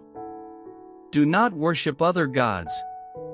Do not forget the covenant I have made with you, and do not worship other gods.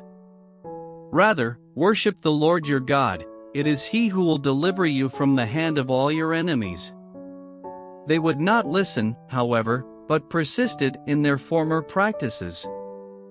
Even while these people were worshiping the Lord, they were serving their idols. To this day their children and grandchildren continue to do as their ancestors did. In the 3rd year of Hosea son of Elah king of Israel, Hezekiah son of Ahaz king of Judah began to reign. He was 25 years old when he became king, and he reigned in Jerusalem 29 years.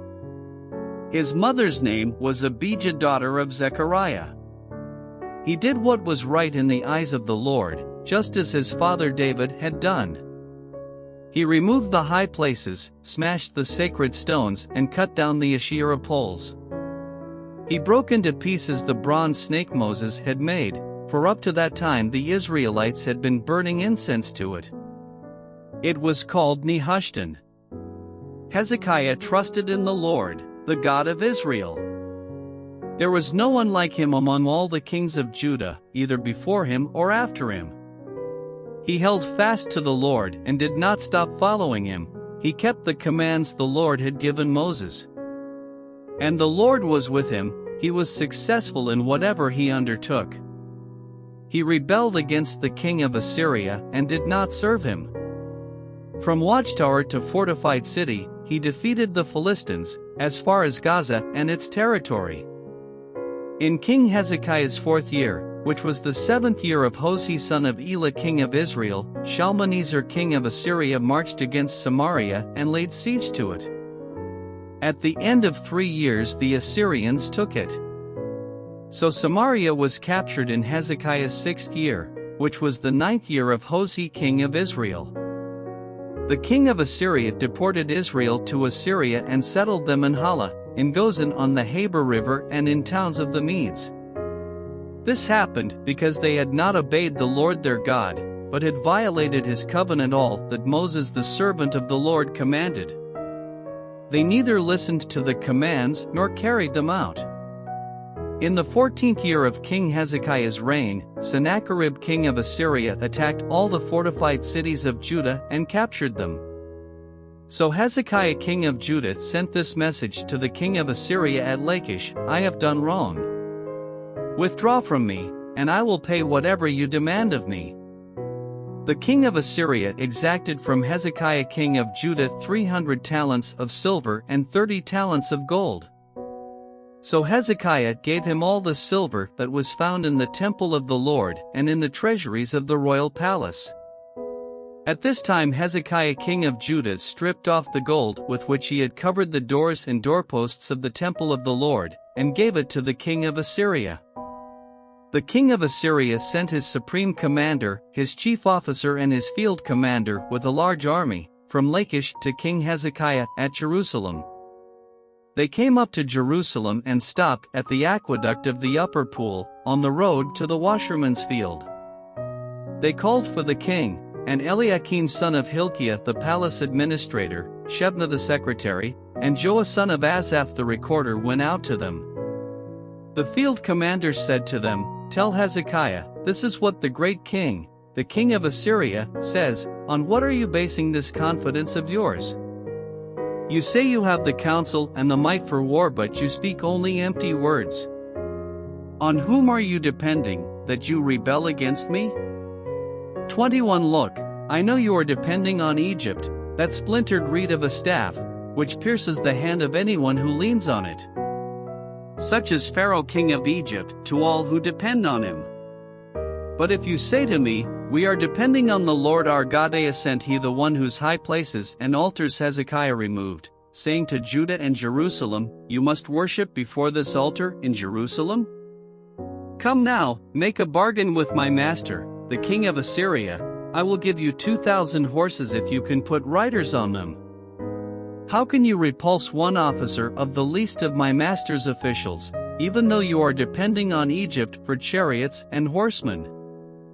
Furthermore, have I come to attack and destroy this place without word from the Lord? The Lord himself told me to march against this country and destroy it. Then Eliakim son of Hilkiah, and Shebna and Joah said to the field commander, please speak to your servants in Aramaic, since we understand it.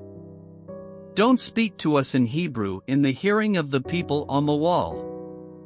But the commander replied, was it only to your master and you that my master sent me to say these things, and not to the people sitting on the wall who, like you, will have to eat their own excrement and drink their own urine? Then the commander stood and called out in Hebrew, hear the word of the great king, the king of Assyria.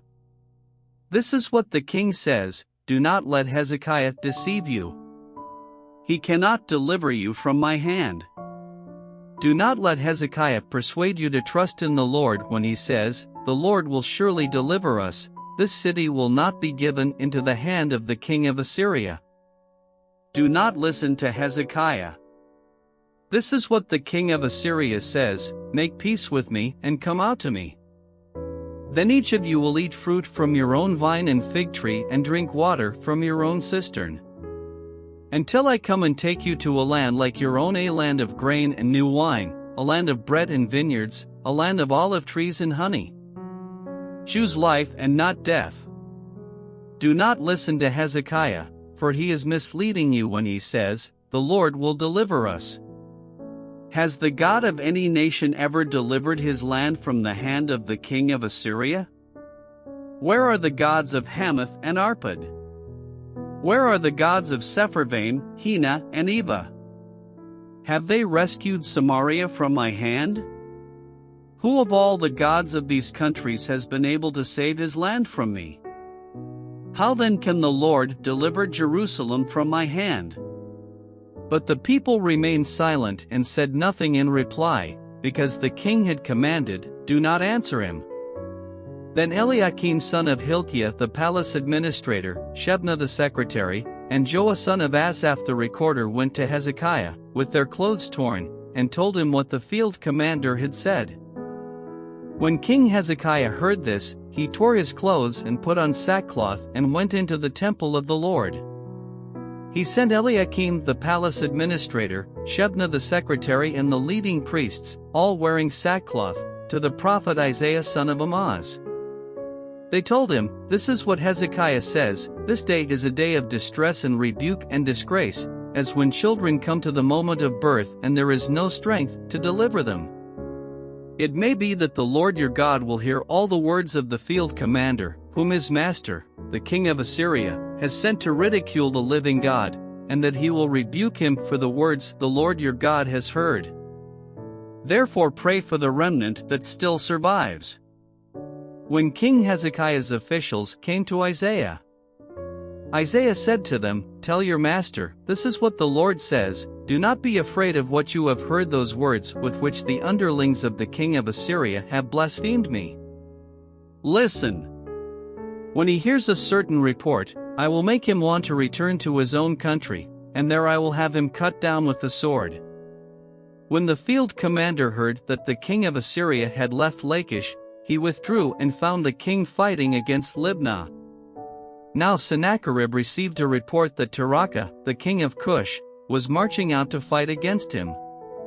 So he again sent messengers to Hezekiah with this word. Say to Hezekiah king of Judah, do not let the God you depend on deceive you when he says, Jerusalem will not be given into the hands of the king of Assyria. Surely you have heard what the kings of Assyria have done to all the countries, destroying them completely. And will you be delivered?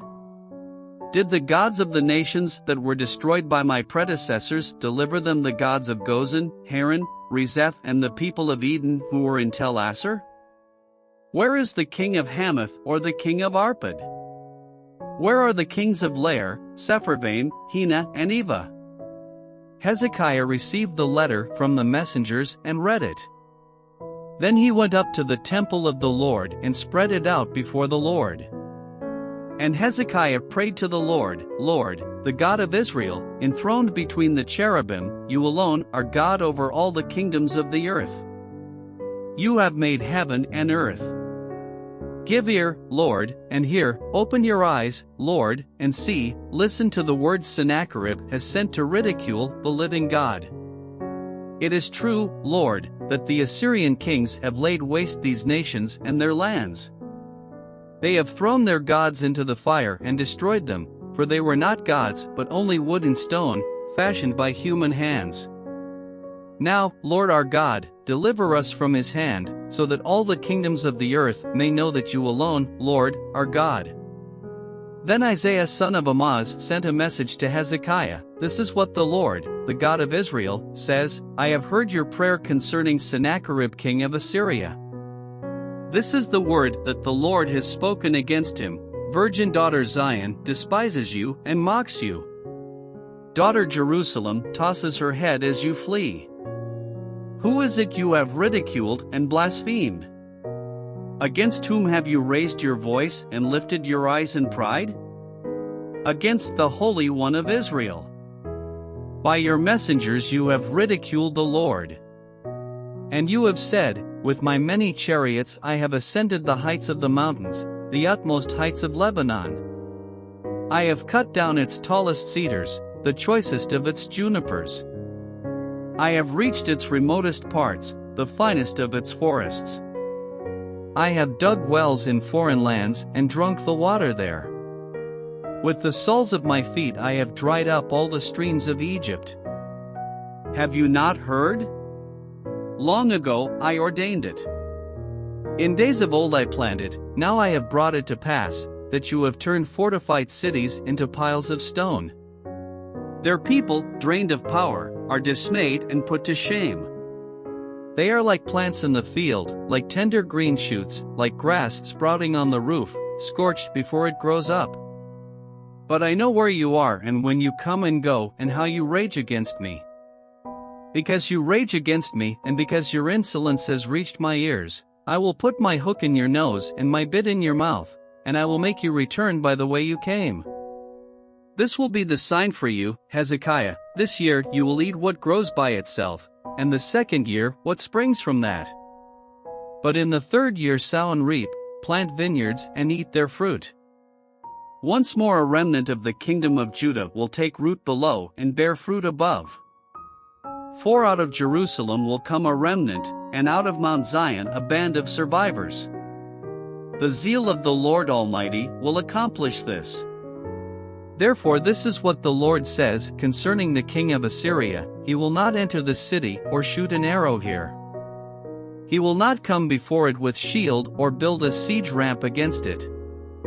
By the way that he came he will return, he will not enter the city, declares the Lord. I will defend this city and save it, for my sake and for the sake of David my servant. That night the angel of the Lord went out and put to death 185,000 in the Assyrian camp. When the people got up the next morning there were all the dead bodies. So Sennacherib king of Assyria broke camp and withdrew. He returned to Nineveh and stayed there. One day, while he was worshipping in the temple of his god Nisroch, his sons Adramelech and Sharezer killed him with the sword, and they escaped to the land of Ararat. And Esarhaddon his son succeeded him as king. In those days Hezekiah became ill and was at the point of death.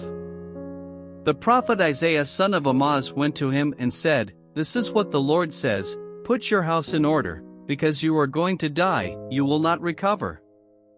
Hezekiah turned his face to the wall and prayed to the Lord. Remember, Lord, how I have walked before you faithfully and with wholehearted devotion and have done what is good in your eyes." And Hezekiah wept bitterly.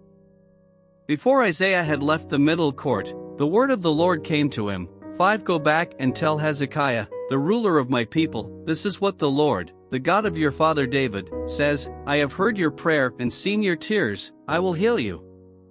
On the 3rd day from now you will go up to the temple of the Lord. I will add 15 years to your life. And I will deliver you and this city from the hand of the king of Assyria.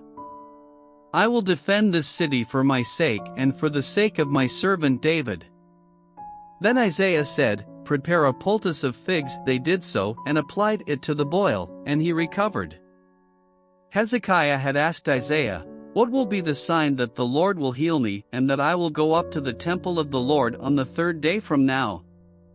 Isaiah answered, This is the Lord's sign to you that the Lord will do what he has promised. Shall the shadow go forward 10 steps, or shall it go back 10 steps? It is a simple matter for the shadow to go forward 10 steps, said Hezekiah. Rather, have it go back 10 steps. Then the prophet Isaiah called on the Lord, and the Lord made the shadow go back the 10 steps it had gone down on the stairway of Ahaz.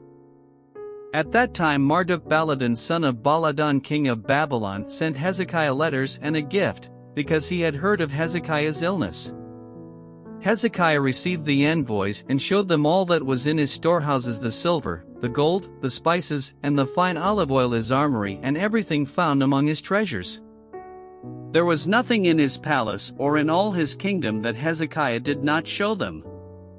Then Isaiah the prophet went to King Hezekiah and asked, What did those men say, and where did they come from?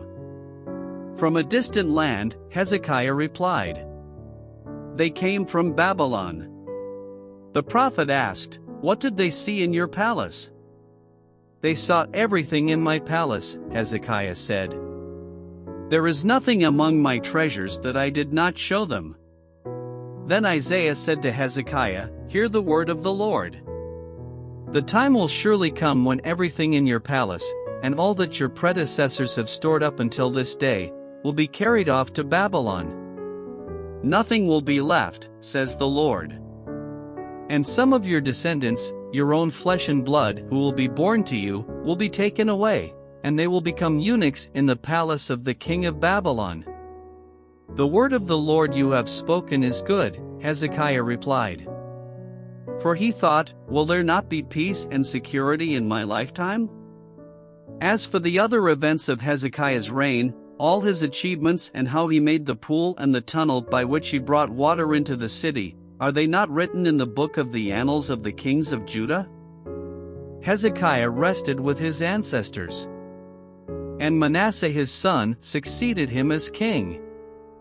Manasseh was 12 years old when he became king, and he reigned in Jerusalem 55 years. His mother's name was Hephzibah. He did evil in the eyes of the Lord, following the detestable practices of the nations the Lord had driven out before the Israelites.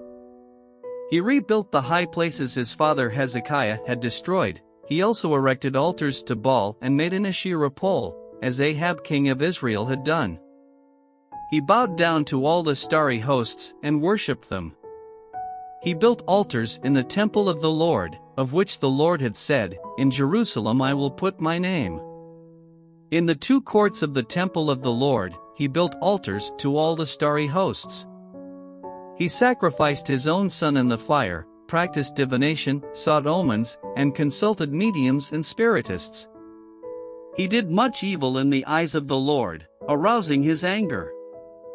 He took the carved Asherah pole he had made and put it in the temple, of which the Lord had said to David and to his son Solomon, In this temple and in Jerusalem, which I have chosen out of all the tribes of Israel, I will put my name forever. I will not again make the feet of the Israelites wander from the land I gave their ancestors, if only they will be careful to do everything I commanded them and will keep the whole law that my servant Moses gave them. But the people did not listen. Manasseh led them astray, so that they did more evil than the nations the Lord had destroyed before the Israelites. The Lord said through his servants the prophets, Manasseh king of Judah has committed these detestable sins. He has done more evil than the Amorites who preceded him and has led Judah into sin with his idols. Therefore this is what the Lord, the God of Israel, says, I am going to bring such disaster on Jerusalem and Judah that the ears of everyone who hears of it will tingle. I will stretch out over Jerusalem the measuring line used against Samaria and the plumb line used against the house of Ahab. I will wipe out Jerusalem as one wipes a dish, wiping it and turning it upside down. I will forsake the remnant of my inheritance and give them into the hands of enemies. They will be looted and plundered by all their enemies. They have done evil in my eyes and have aroused my anger from the day their ancestors came out of Egypt until this day. Moreover, Manasseh also shed so much innocent blood that he filled Jerusalem from end to end besides the sin that he had caused Judah to commit, so that they did evil in the eyes of the Lord. As for the other events of Manasseh's reign, and all he did, including the sin he committed, are they not written in the book of the annals of the kings of Judah? Manasseh rested with his ancestors and was buried in his palace garden, the garden of Uzzah. And Amon his son succeeded him as king. Amon was 22 years old when he became king, and he reigned in Jerusalem 2 years. His mother's name was Meshullemeth daughter of Haruz, she was from Jotbah. He did evil in the eyes of the Lord, as his father Manasseh had done. He followed completely the ways of his father, worshipping the idols his father had worshipped, and bowing down to them. He forsook the Lord, the God of his ancestors, and did not walk in obedience to him. Amon's officials conspired against him and assassinated the king in his palace. Then the people of the land killed all who had plotted against King Amon, and they made Josiah his son king in his place. As for the other events of Amon's reign, and what he did, are they not written in the book of the annals of the kings of Judah? He was buried in his tomb in the garden of Uzzah. And Josiah his son succeeded him as king. Josiah was 8 years old when he became king, and he reigned in Jerusalem 31 years. His mother's name was Jedidah daughter of Adaiah, she was from Bozkath. He did what was right in the eyes of the Lord and followed completely the ways of his father David, not turning aside to the right or to the left. In the 18th year of his reign, King Josiah sent the secretary, Shaphan son of Azaliah, the son of Meshullam, to the temple of the Lord. He said, Go up to Hilkiah the high priest and have him get ready the money that has been brought into the temple of the Lord, which the doorkeepers have collected from the people. Have them entrust it to the men appointed to supervise the work on the temple.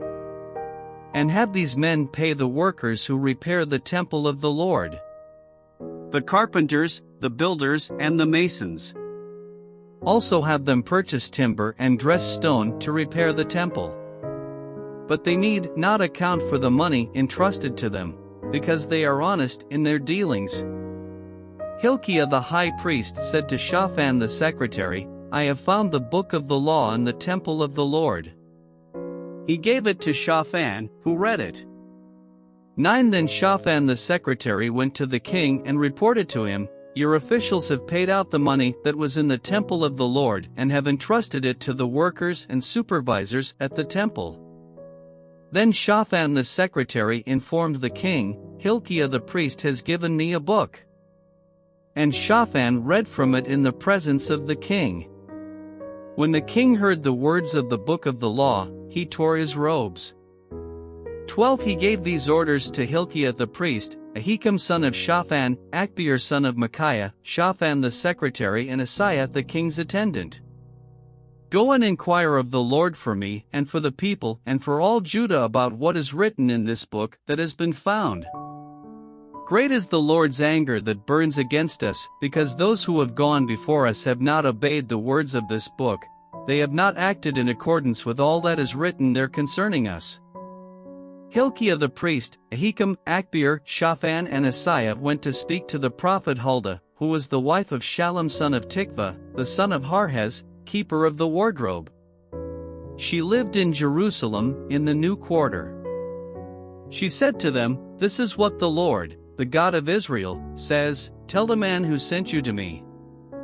This is what the Lord says, I am going to bring disaster on this place and its people, according to everything written in the book the king of Judah has read. Because they have forsaken me and burned incense to other gods and aroused my anger by all the idols their hands have made, my anger will burn against this place and will not be quenched. Tell the king of Judah, who sent you to inquire of the Lord, this is what the Lord, the God of Israel, says concerning the words you heard. Because your heart was responsive and you humbled yourself before the Lord when you heard what I have spoken against this place and its people, that they would become a curse and be laid waste, and because you tore your robes and wept in my presence, I also have heard you, declares the Lord. Therefore I will gather you to your ancestors, and you will be buried in peace. Your eyes will not see all the disaster I am going to bring on this place." So they took her answer back to the king. Then the king called together all the elders of Judah and Jerusalem.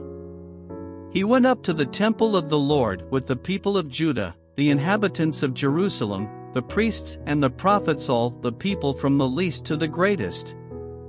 He read in their hearing all the words of the book of the covenant, which had been found in the temple of the Lord. The king stood by the pillar and renewed the covenant in the presence of the Lord to follow the Lord and keep his commands, statutes, and decrees with all his heart and all his soul, thus confirming the words of the covenant written in this book. Then all the people pledged themselves to the covenant. The king ordered Hilkiah the high priest, the priests next in rank and the doorkeepers to remove from the temple of the Lord all the articles made for Baal and Asherah and all the starry hosts. He burned them outside Jerusalem in the fields of the Kidron Valley and took the ashes to Bethel.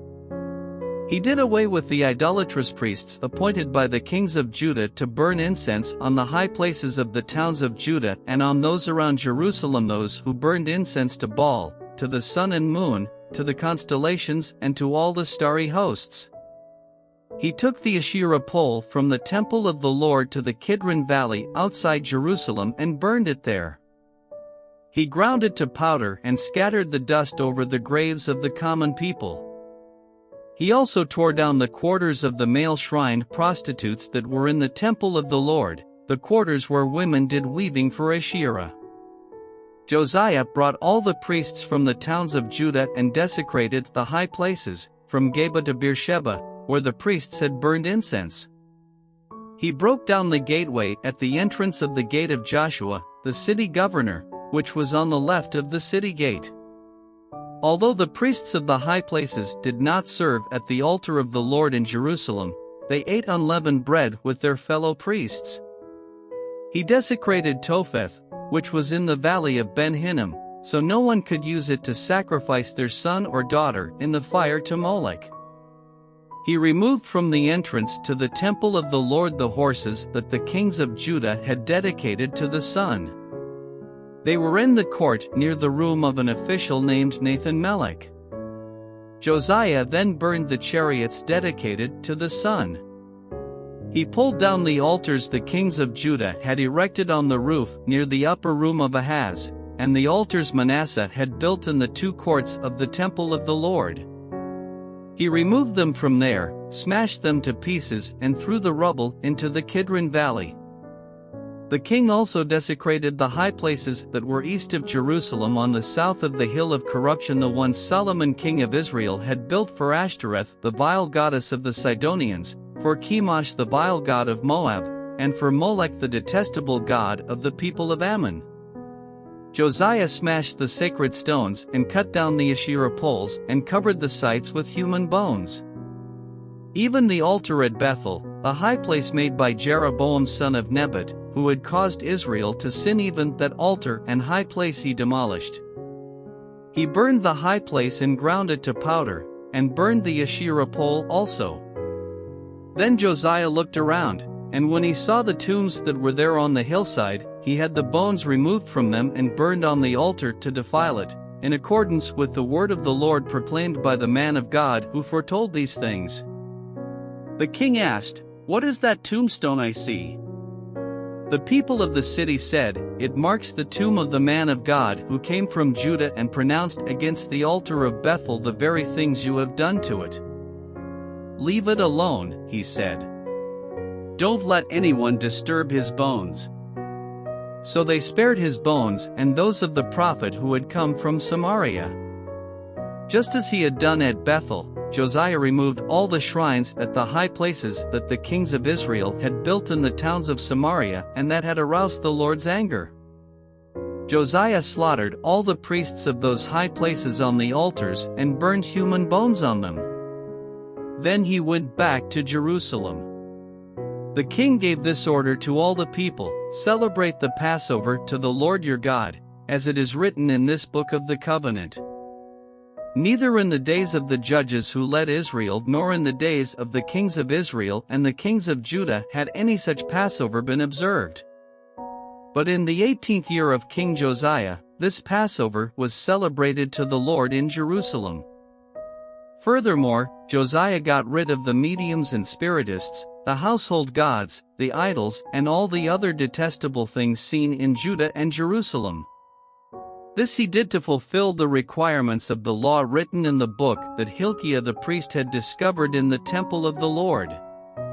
Neither before nor after Josiah was there a king like him who turned to the Lord as he did with all his heart and with all his soul and with all his strength, in accordance with all the law of Moses.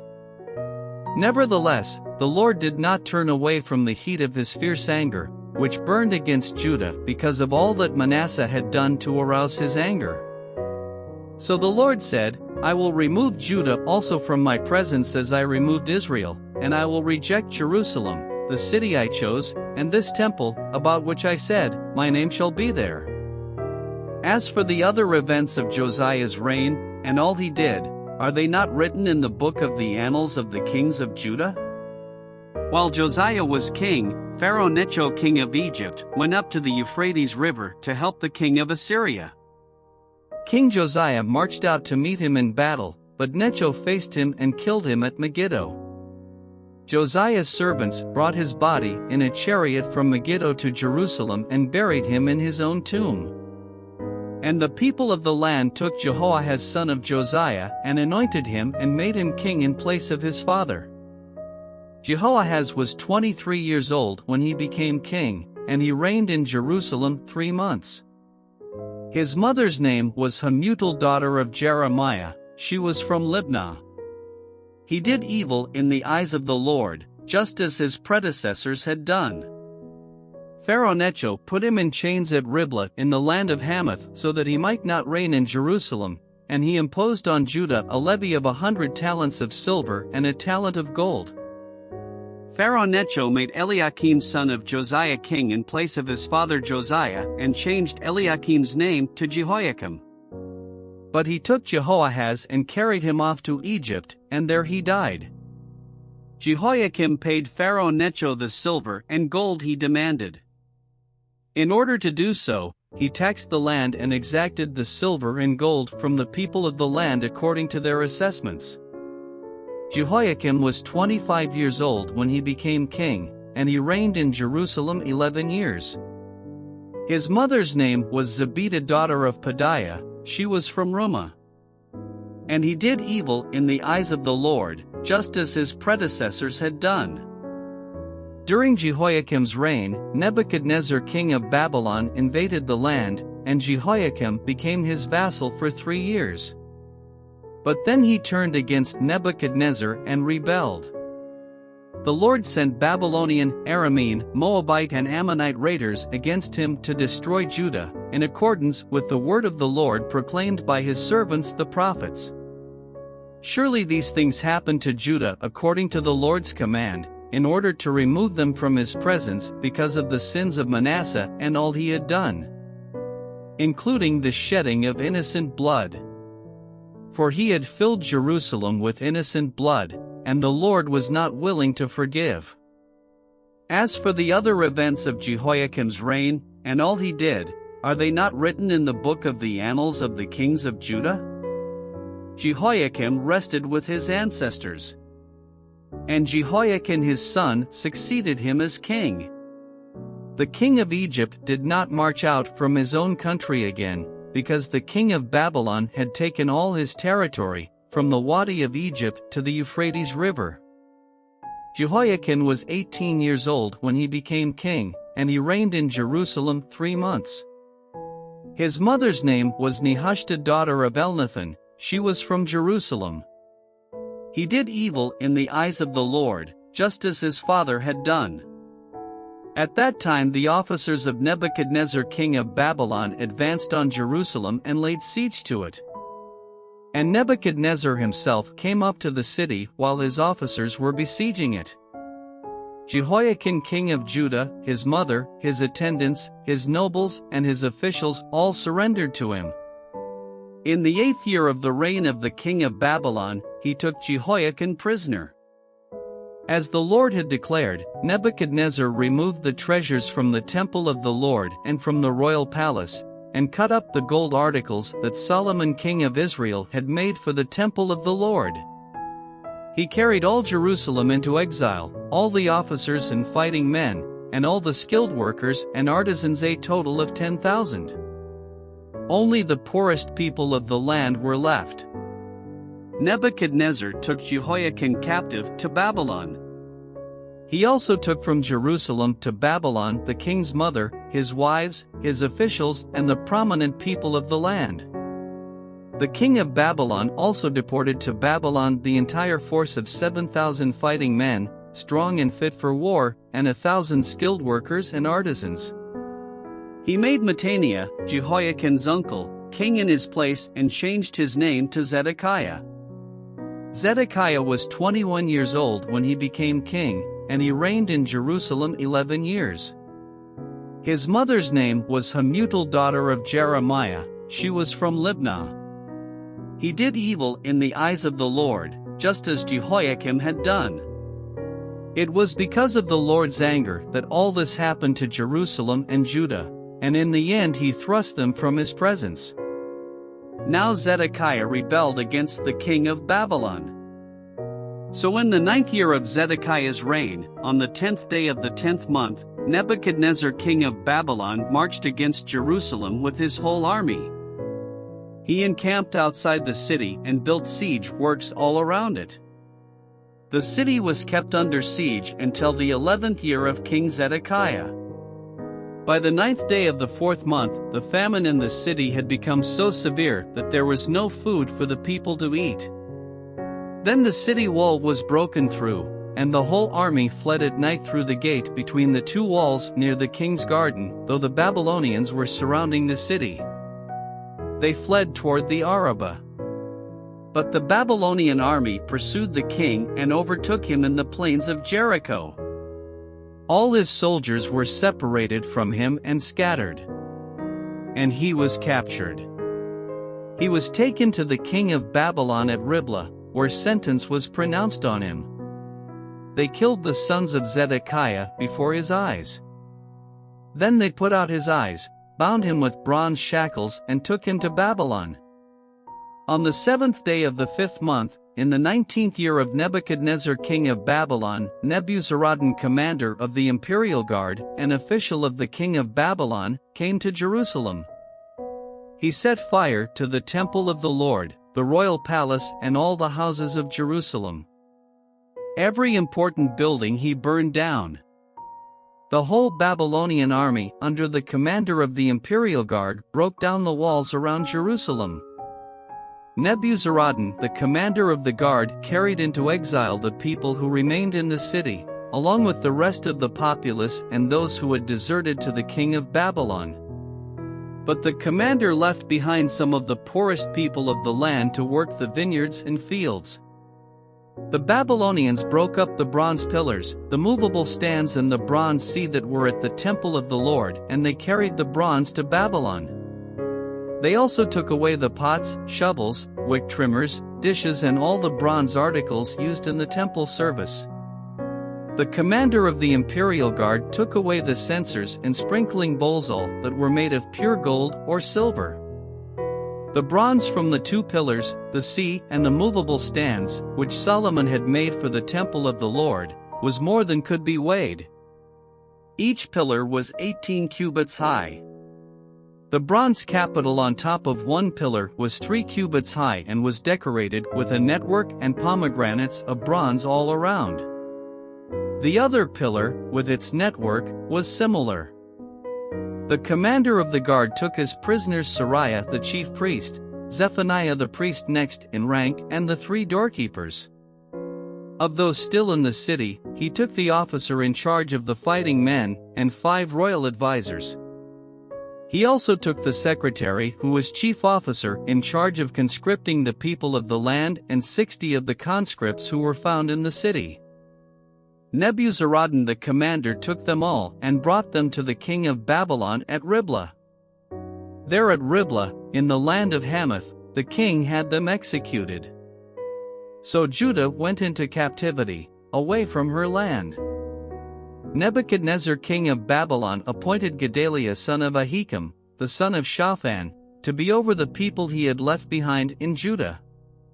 When all the army officers and their men heard that the king of Babylon had appointed Gedaliah as governor, they came to Gedaliah at Mizpah, Ishmael son of Nethaniah, Johanan son of Kareah, Sariah son of Tanhumeth the Netophathite, Jazaniah the son of the Maccathite, and their men.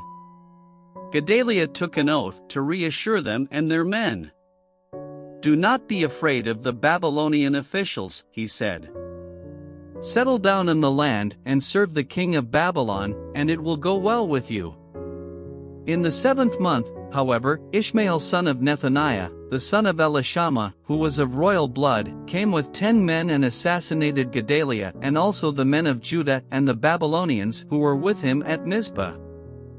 At this, all the people from the least to the greatest, together with the army officers, fled to Egypt for fear of the Babylonians. In the 37th year of the exile of Jehoiakim king of Judah, in the year Marduk became king of Babylon, he released Jehoiakim king of Judah from prison. He did this on the 27th day of the 12th month. He spoke kindly to him and gave him a seat of honor higher than those of the other kings who were with him in Babylon.